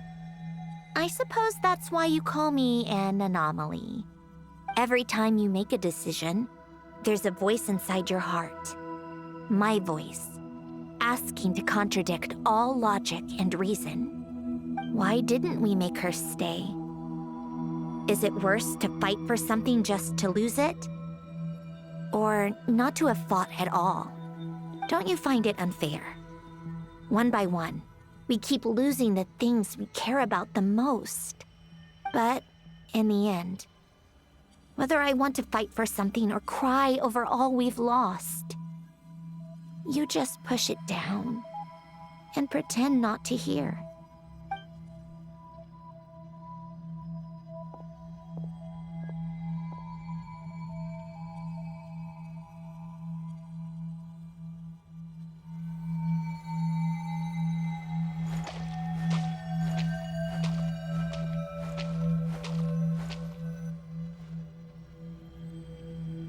And now, even Polonia, the other half of Elen's legacy, the last remaining member of our family, even Polonia is no longer with us. I did everything I could, but it's just like Elen always said. Polonia was one of a kind. There was no replicating what he managed to create. Don't you feel like our connection to the past is fading bit by bit? Like, even the things we have left are slowly slipping away. I suppose. But you can't move through life without having to say goodbye. And even as we experience loss, there are always new things to be gained. Ever so logical. What's your take, then? It feels like the more I care about something, the faster the world takes it away. It sounds so stupid, but I can't help it. That's the hand life has dealt me time and time again. Why even fight for something that's just going to be lost in the end? Better to never have had it at all. Better if it would all just disappear. Dark, I know. But the heart wants what it wants. Maybe the stellar linchpin appeared because of me. Because of what I wish for. I don't think so. Yeah, probably not. What an anomaly wants goes against all logic and reason after all. Well, go ahead and do what you came for. You're here to resolve the anomaly, aren't you?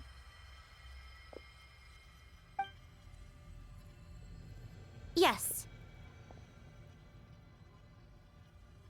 What's it gonna be? Keeping me imprisoned here like before?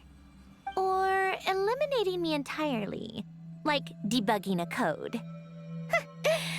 That might actually be a mercy. I don't care. I just don't want to experience the pain of loss ever again. Go ahead. I'm ready.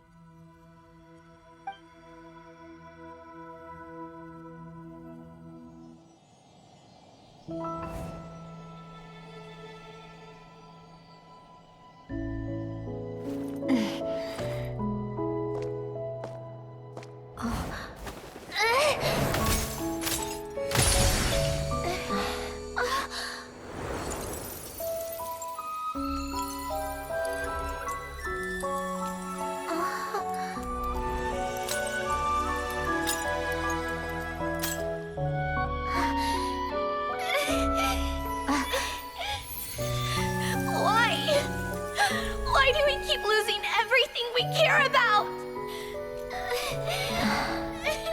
I know it hurts, but that's life. I wish... I know. I've always known. Because we've been one all along.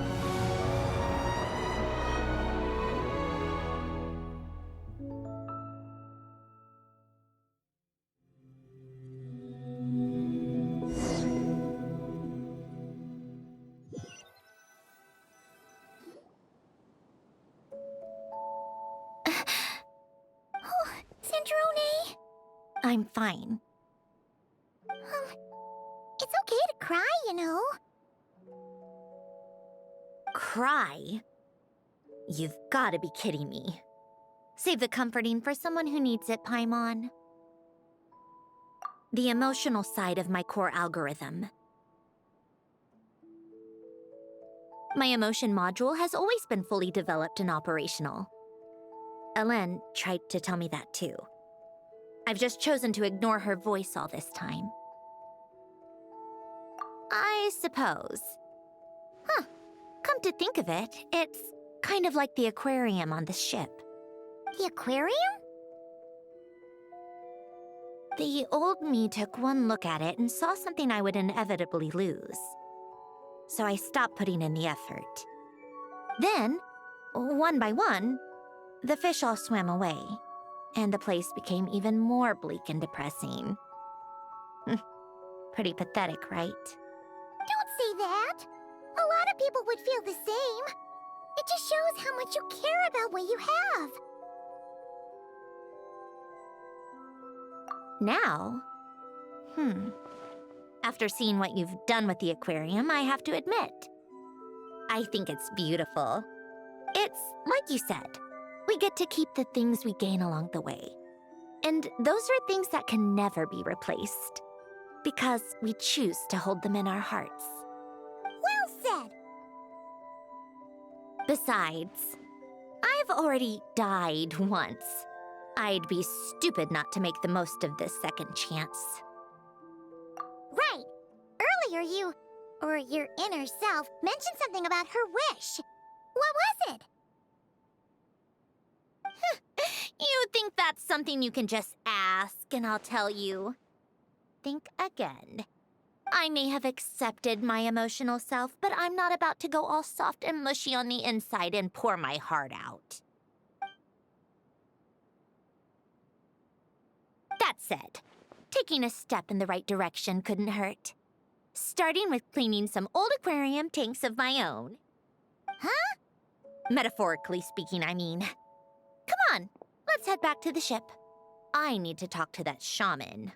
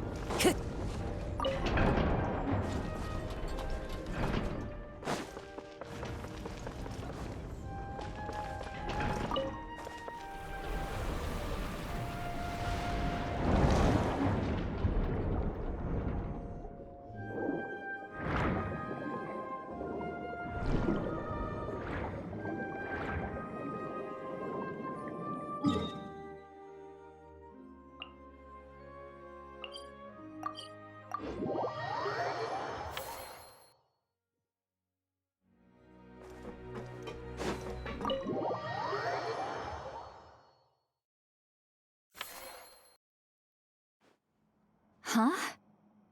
Resentful lost souls? You couldn't get comfortable sleeping near the Opera Epicles, right? Well, I bet that's why. The Fountain of Lucine is where all the water in Fontaine gathers. So that's where the emotions within the water converge as well. Hold on.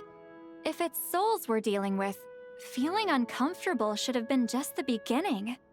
I should have been able to hear their voices or something. And under normal circumstances, I'm sure someone of your talents would have.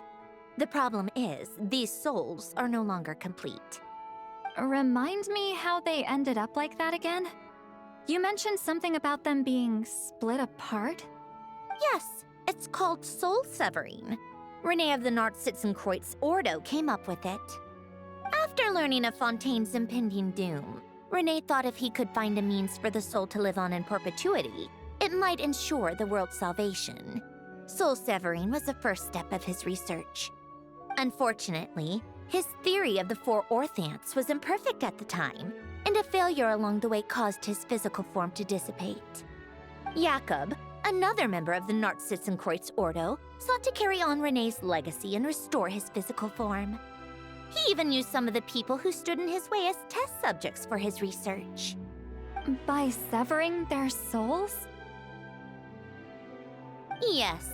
After Renee successfully awakened, the two continued their research, and all the severed souls ended up merging into Renee's consciousness. After you saved Fontaine by turning Fontainians into true humans, these souls returned to the ley lines. But the souls severed before Renee awakened had nowhere to go, doomed to forever wander the waters of Fontaine as listless spirits. Almost as if they exist outside the bounds of this world. Unrecognized by the ley lines or fate.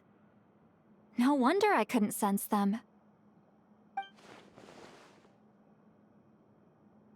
Not only that, but over time, they began to fuse with other entities. Their inner resentment lured in all sorts of evil beings, which corrupted and defiled them into nothing more than accumulations of filth. But the full transformation must have been recent. Otherwise, the Udex surely would have noticed. Wait, no, he must know already. That would explain the underwater melazine patrols.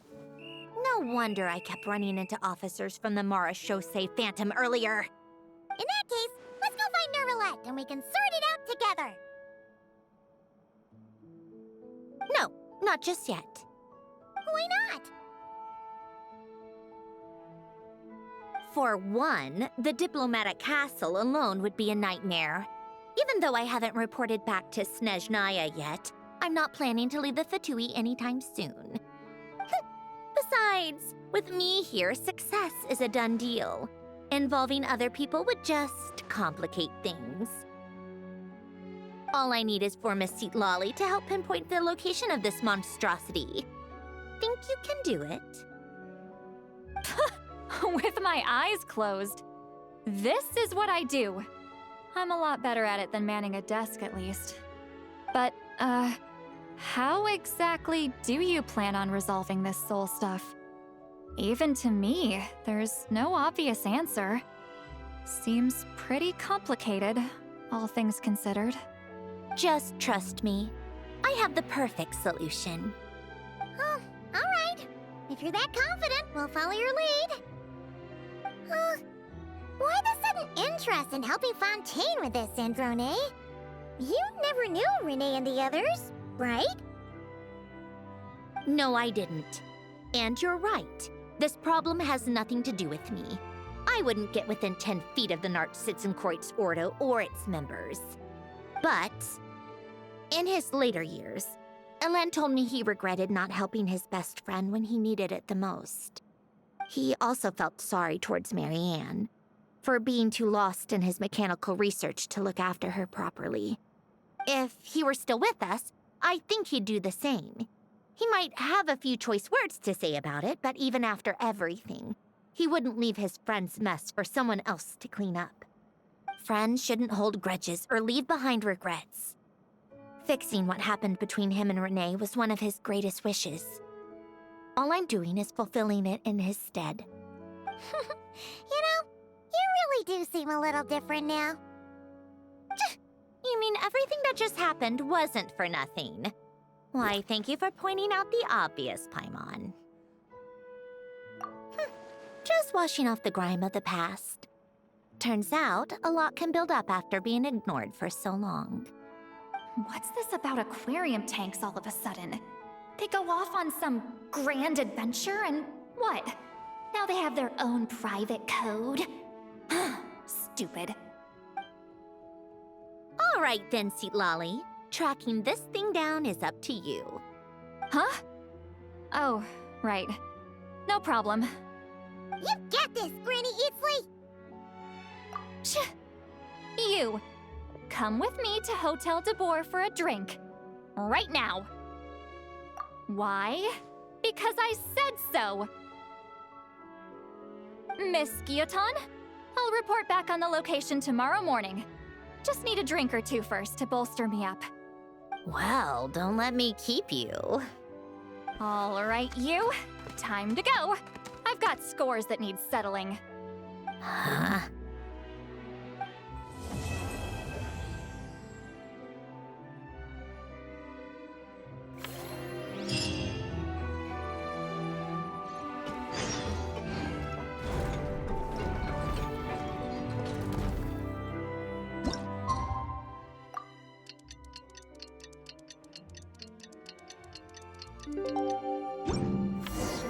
Time to meet up with Sandrone! Wonder if Lolly was able to pinpoint the location.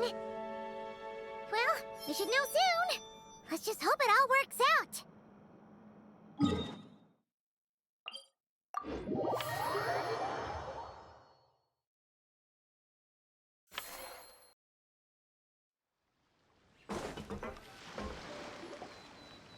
Lolly sure drank a lot last night, huh?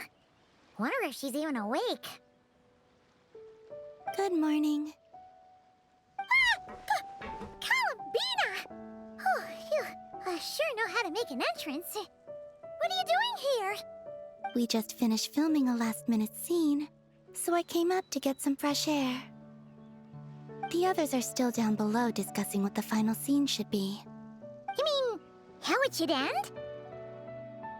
Yes, they're torn between whether the heroine should reunite with her old friend or not. Ah, because the whole point is that she came to her friend's homeland to search for her, right? Oh, Paimon almost forgot the plot! Yes. Director Furina and Miss Chiori think a tragic ending where the two never meet would be more poignant. But Director Xavier thinks having the two reunite would make for a more touching and heartwarming ending. Me? I'm not sure. On a personal level, of course I want to see her again. Of course I want to experience that moment where we reunite. Even if it's just for the cameras. But that means an actor would have to take her place. And that makes me feel... Oh. Huh? Yeah, don't look so worried. Making a film is supposed to be fun. Besides, it's all gonna work out. You can trust Paimon on that. Work out? How? Well, you know. Yep, exactly. Okay, I trust you. I'll just focus on having fun for now. Well, well, look who we have here. Traveler and Paimon. Oh, the lighting specialist and clapper loader that never were. Yeah. We kinda went AWOL, didn't we? Sorry about that. Seriously, don't worry about it. Everything's going smoothly on our end, so just do what you need to do. You seem to be in better spirits now, Miss Columbina. I apologize if our earlier discussion put you on the spot. It's okay. I'm fine now. The Traveler and Paimon talked me through it. So, what are your thoughts on the ending then? Should we have them reunite or not? We should tie everything up in bows. Huh?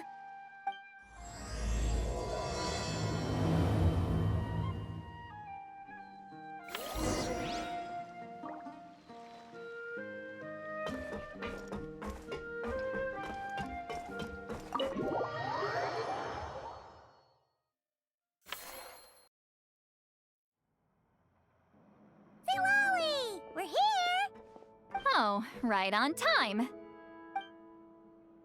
Well, yeah. We weren't the ones who drank our weight in alcohol yesterday. What?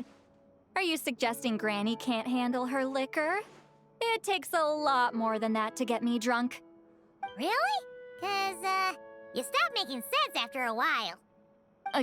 Did I? Huh. News to me. I didn't say anything too crazy, I hope. Let's see.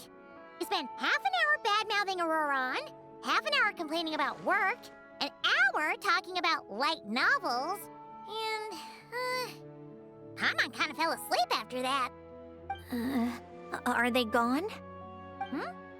Oh, the crew?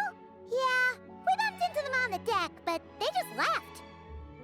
Wait, but now that everything with your core is sorted out, what's stopping you from seeing Columbina? She misses you a lot. I just want to deal with this mess first. Besides, this is a perfect chance to make her jump for once. I have to plan it out more. But enough about that. Were you able to pinpoint the location of our target? Of course! When Granny Eatsley promises something, she delivers. Great, let's see. The Morte region. Oh, wait, this is the Tower of Gestalt. The place the souls were severed. Is that the source of the resentment? Or is it the Narzisenkreuz Ordo in general? Let me come with. This thing's movement isn't fixed. If it's not at this location when we get there, I can use a ritual to summon it. You've already gone to more than enough trouble. I don't mind. These old bones have nothing better to do anyway. Summoning a spirit isn't going to do me in. Besides, if I don't go, they'll just have more inside jokes I can't join in on. All right, then. I appreciate it. Ha! There's no time to lose! Let's head out!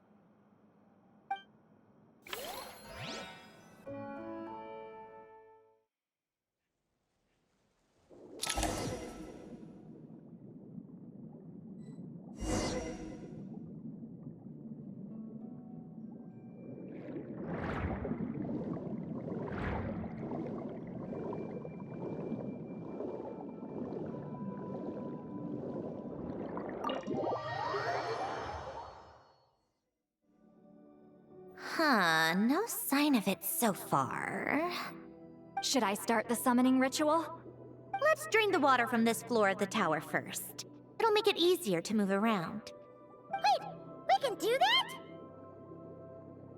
that? Of course. Alan and Renee both saw the future that awaited Fontaine and even shared a few methods for waterproofing buildings. The principle behind it is, not important. Just unlock the mechanisms in the order I tell you.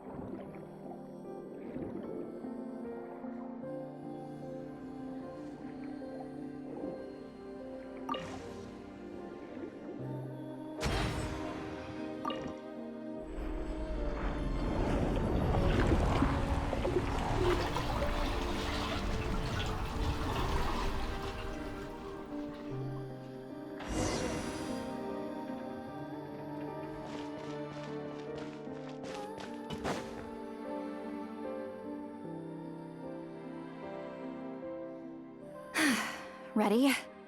Yeah. When this thing appears, I'll try talking to the souls inside.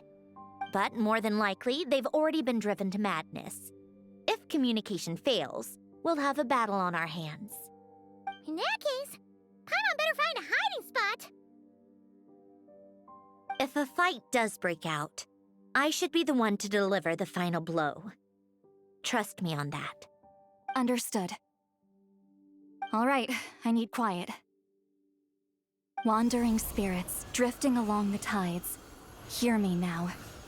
Broken souls, silenced. torn apart and forsaken. Follow the traces of the past and return to us. Let resentment recognize resentment. Let vile entities be drawn together. And in this place, take form once more.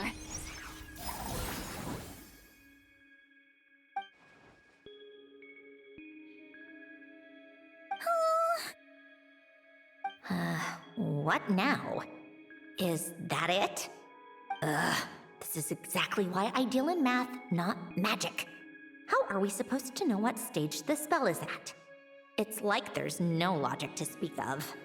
Mechanical science is so much easier to...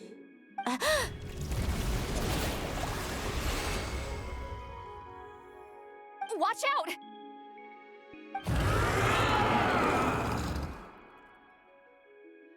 Hey, you! Or whoever's inside of you. I need you to listen to me.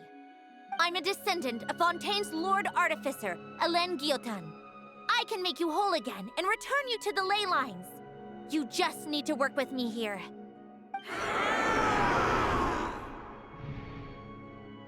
Sandrone! Looks like talking this out is off the table. All right, plan B. Time to blow off some steam.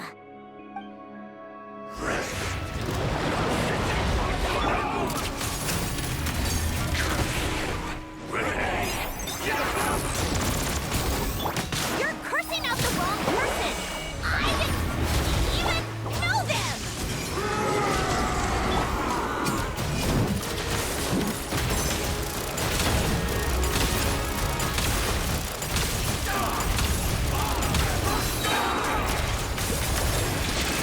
Most of them already did.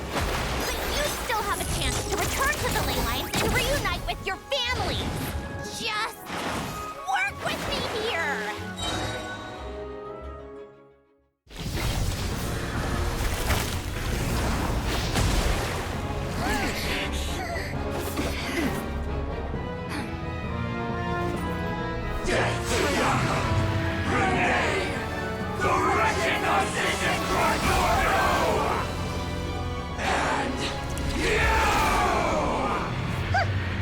I told you I'm not like them.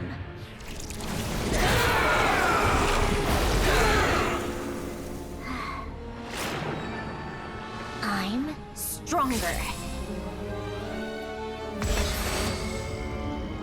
Inverted. World formula. Reversion.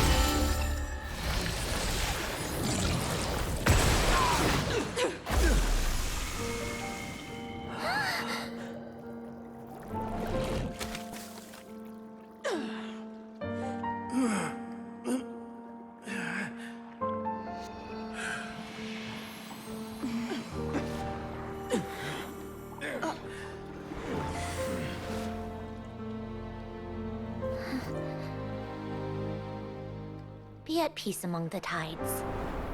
Lost souls.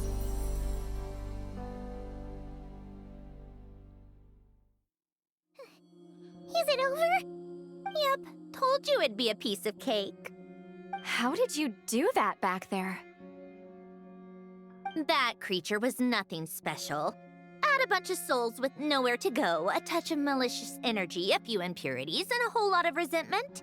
And that's what you get. All I did was separate the original souls from the rest of the filth, allowing them to be accepted by the current rules of the world. The principle behind the world formula is divergence.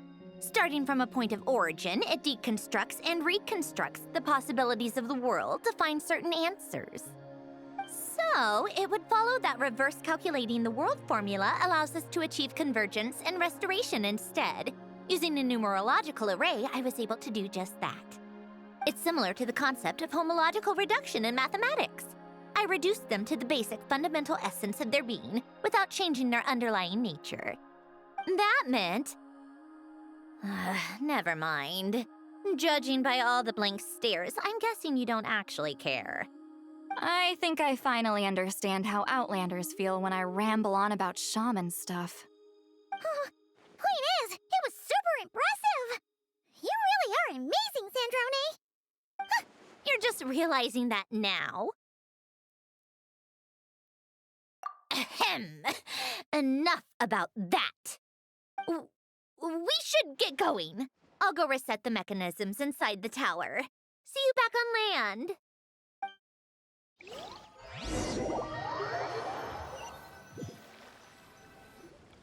Well, that's one old mess for the books.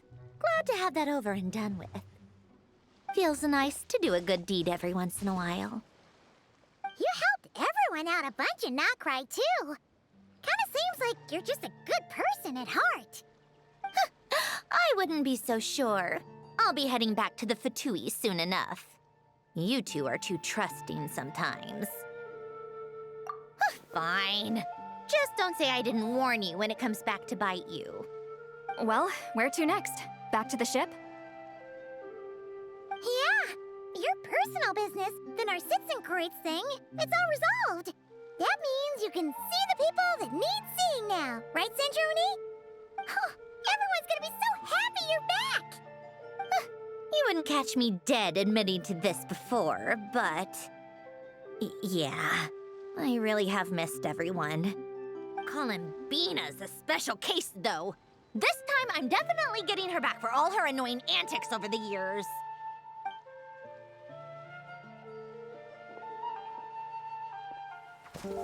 She'll sense me coming from a mile off. How am I gonna...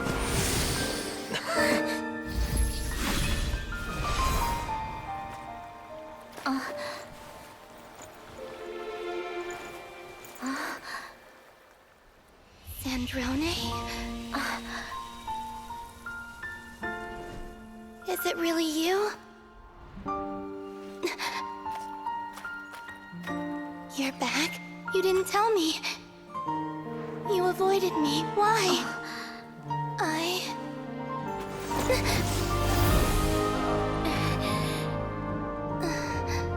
Sandrone?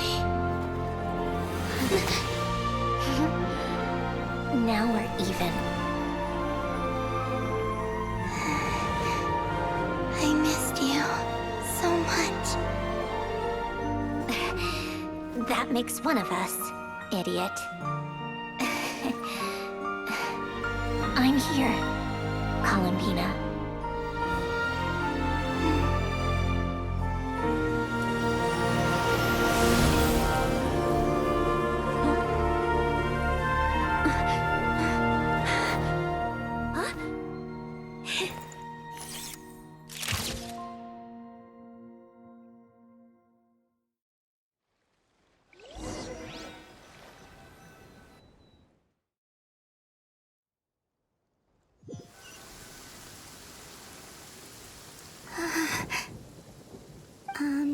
Sandrone. Don't ruin the moment.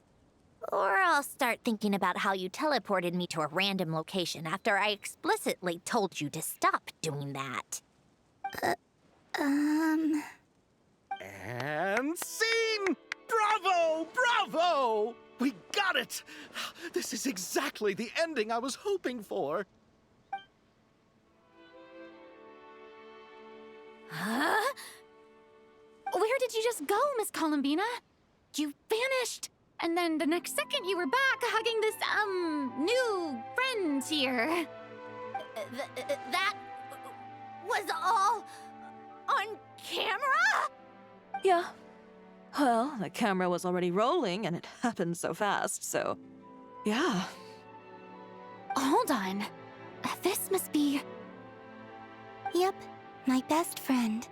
The one I was looking for. I never thought I'd actually get to see her again. I'm just... so happy. Plus, the film got a happy ending too. It's all thanks to you, Sandrone. Sandrone? You couldn't stop being annoying for 1 second? Columbina!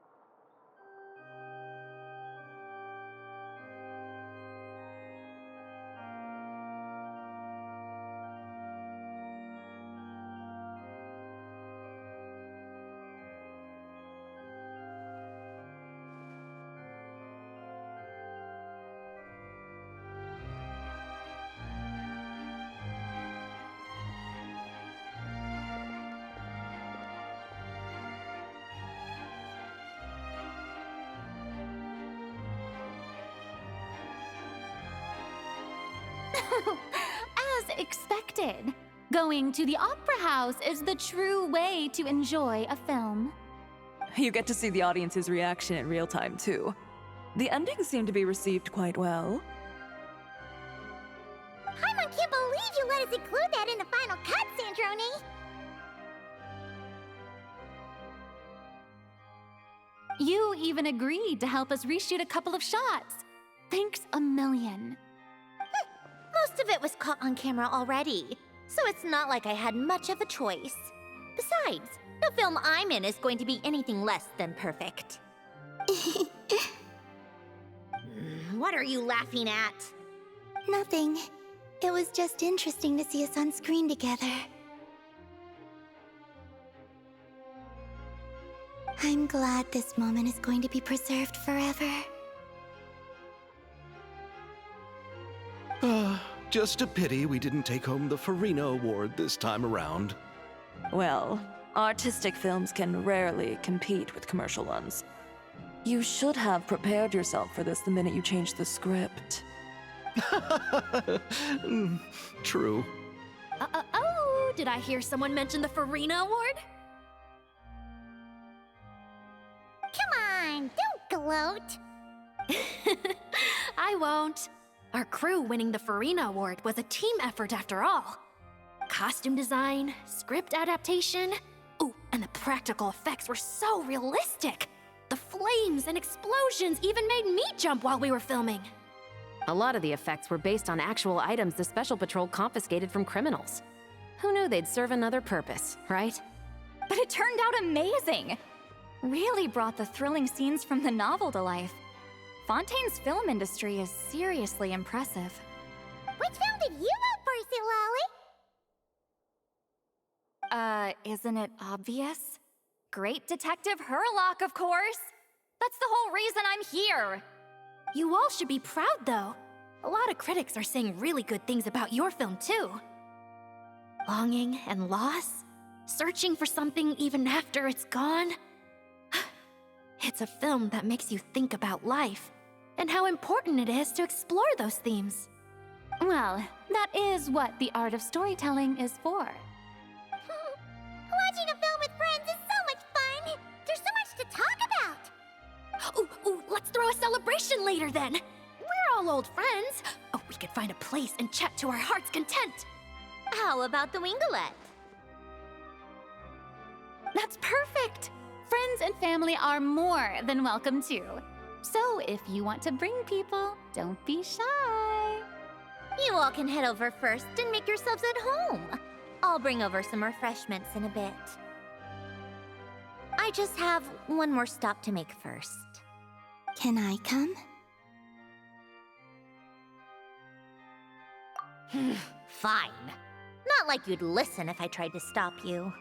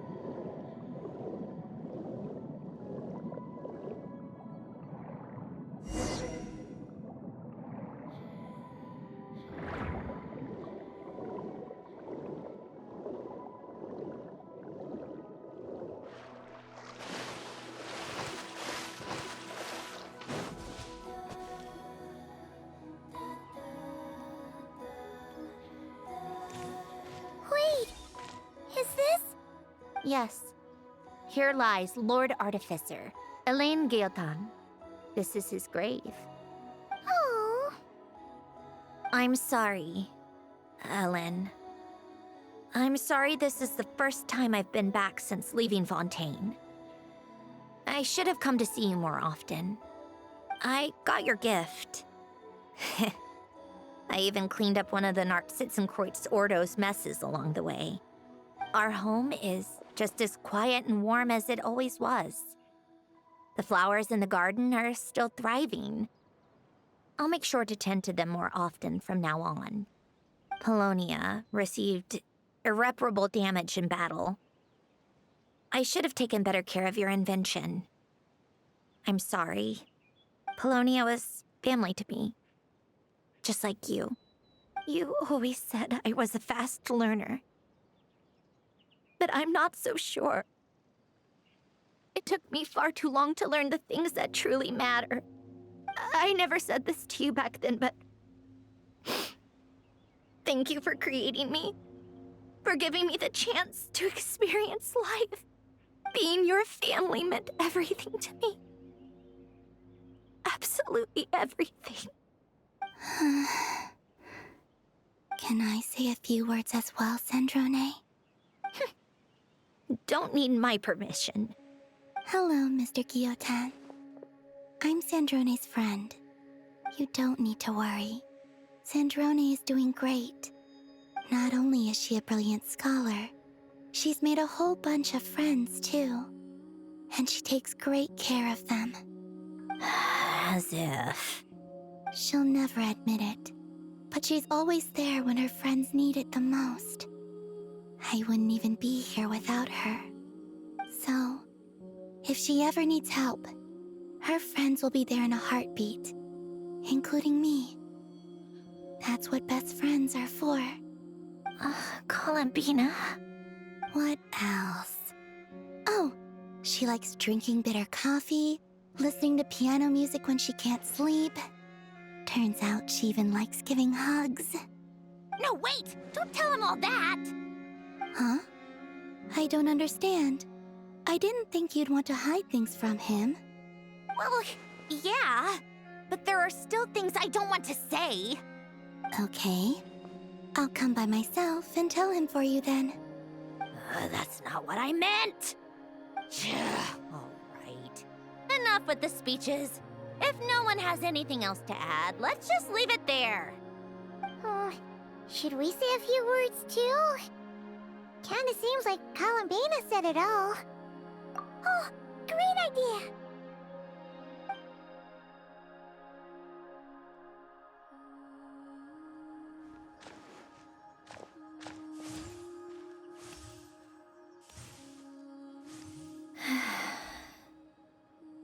Goodbye, Ellen.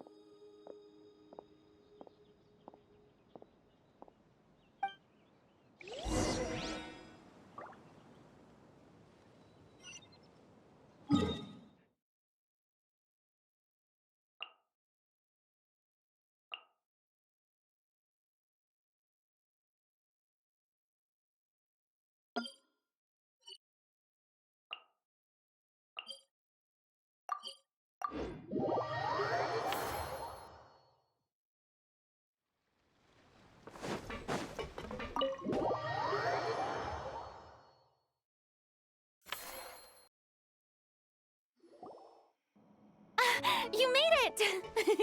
The party's already started. Oh, but, you didn't bring anyone else along? I thought you headed out to invite some friends. We did invite a friend, actually. She'll be here soon. She's even bringing some desserts to have over tea. You should join us later, Miss Furina. I do love a tea party. Then don't mind if I do. This seems like a fun occasion. Let's go talk with everyone. Good idea! We'll introduce you to all our old friends.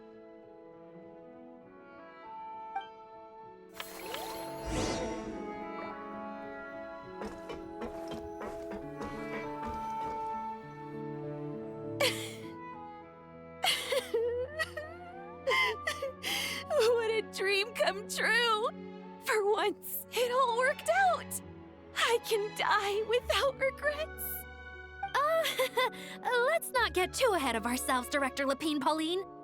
What was in that piece of cake you just handed her, Escoffier?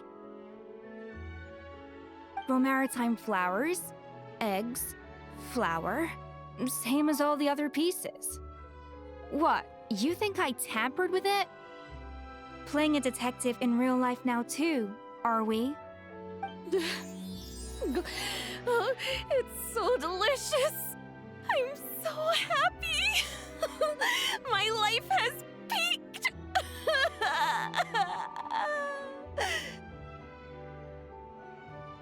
Miss Lapine Pauline, look who I brought! Master! Wait, what happened to your face? Why are you crying? Never mind my face. Here, let me introduce you. This is Miss Charlotte and Miss Escoffier. Things are sounding lively over here. Oh, look who it is! Perfect timing. I was so busy with the shoot, I feel like we barely got to talk. Ah, and the elusive Miss Guillotin. It's great to see you. Thank you so much for letting us use the boat free of charge. That was so generous of you. Oh, right. Introductions. This is Miss Charlotte and Miss Escoffier. That's kind of you. But I didn't really do anything.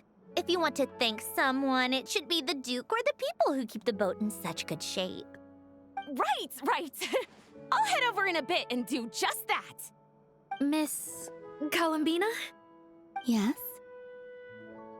Could I interview you sometime?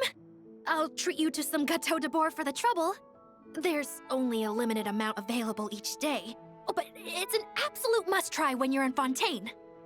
Oh, sure. Bold of you to use my own cake as a bribe right in front of me. You know what? When else are we all going to be together like this? Come on, everyone! Grab your drinks!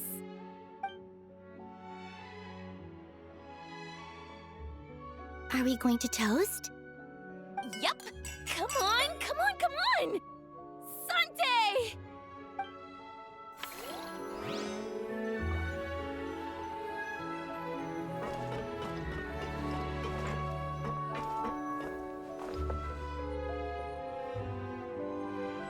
You made it. Sorry for starting the celebrations without you. No worries at all. We're just glad everyone's having such a great time. Oh, right. You've probably seen them around already, but let us introduce you for real. This is... Miss Columbina and Miss Guillotin, right? Oh, we saw the film you were in. It was so touching. Yep. This one started bawling her eyes out right next to me in the theater. I know. I didn't bring nearly enough tissues. Thanks. We saw your film too. I memorized all your names. Oh, guess we can skip the introductions then. Our effects were pretty over the top, right? Some of the extras in the big scenes were actual members of the Spina di Rosula. So basically, your contribution was creating realistic-looking chaos. That wasn't the only realistic aspect. Miss Chevres and Miss Emily were also kind enough to lend their expertise on criminal investigations and forensics. Oh, it was nothing. I was just honored to take part and help out. Wow! No wonder your film turned out so good. You basically had an expert in every field. Talk about a stacked crew. Oh, speaking of, want to join in on a round of tabletop troupe later, Miss Columbina and Miss Guillotin? I mean, what better place for a party than a party? Here we go again. That sounds interesting. Yes! Persuasion successful! What about you, Miss Guillotin? I guess one round couldn't hurt. Critical success!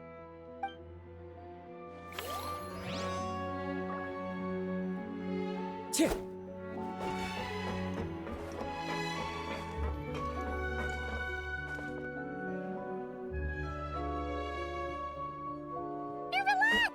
You came to the celebration too!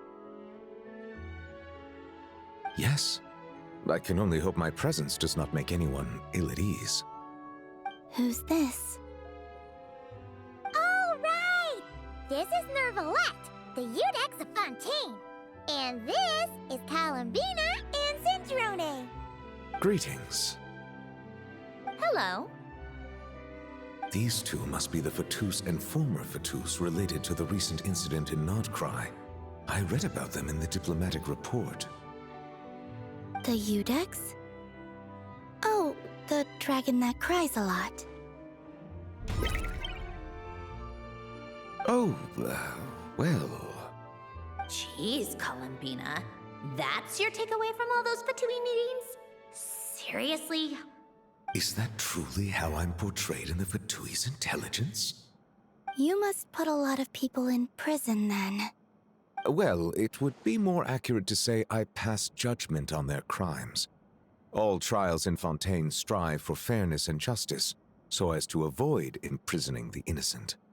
So, only the people who deserve it get sent to prison. Well, deserve is quite a subjective metric, is it not?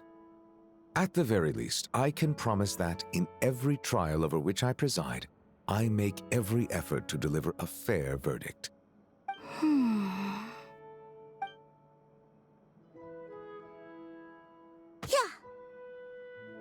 Ugh, for the love of... what is she doing now?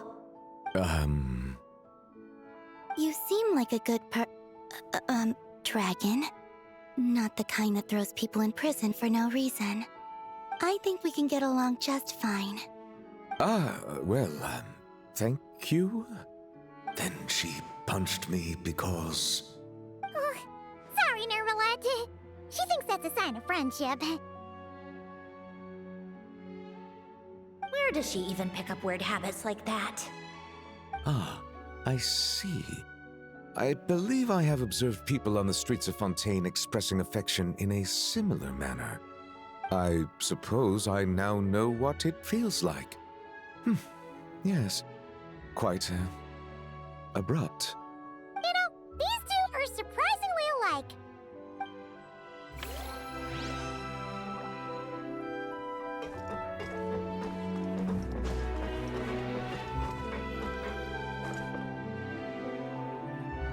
Wait a second! Mr. Baptiste and Veronique! You're here! Friends of yours? Veronique is the prop manager for Musketeer Pictures, and Mr. Baptiste is the author of The Two Musketeers. Yeah, former prop manager. Now we're just two criminals serving our time. Thanks to Duke Risley and Nurse Sigewin looking out for us. Not too bad, actually. You make it sound like I'm giving you special treatment. I just think the method of justice you chose to pursue is one people can respect. You are far too modest, Your Grace. The only reason we were even able to come to the surface for the festival is because you fought for it. It's also just good for the physical and mental health of the prisoners in general. Anyway, I suppose I have you to thank for keeping the winglet in such good shape. I never knew she could look so striking. I didn't do anything special. It was mostly the Traveler and the others. Don't sell yourself short, Miss Guillotin. You are the current captain, after all. In light of that, I have to ask, do you mind if I leave up some of the installations so the people back at the fortress can also enjoy the aquarium? Huh? Like I said before, I just think it would be good for the inmates who clean and maintain the winglet to see their work put to good use. Besides, maintaining an aquarium is sure to be a lot more interesting than scrubbing rust off the walls and deck. Of course I don't mind. I'm grateful you even want to keep it. Great. Then it's decided. That's amazing, Sandrone. We should go hang out at the Fortress of Meripede later then. You do know you just invited me to hang out in prison, don't you?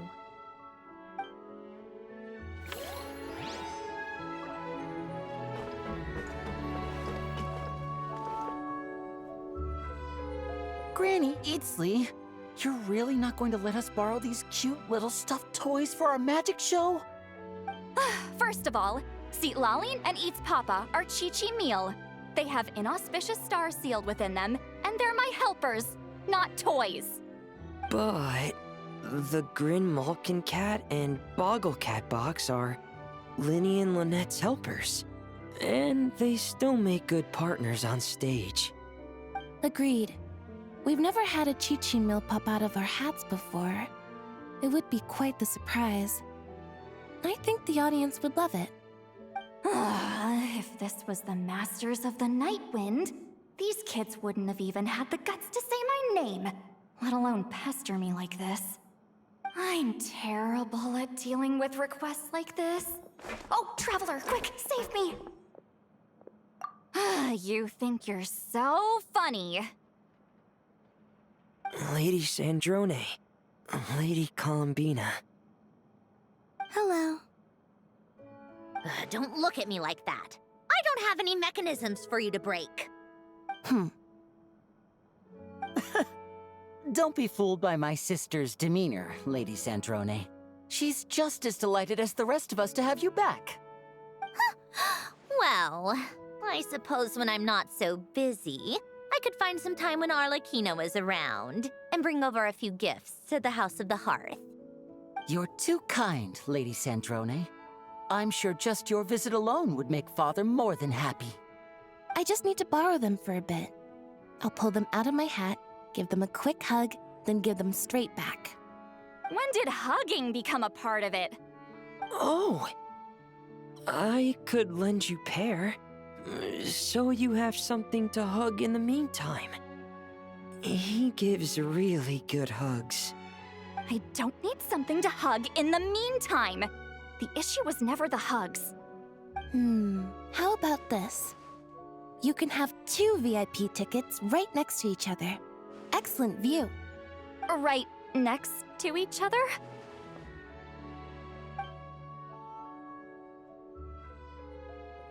Yep, super quiet. No one will bother you. I'm sure you'll have a great time. Fine. Oh, looks like Arlecchino's here. Come on, Columbina. Let's go have ourselves a tea party.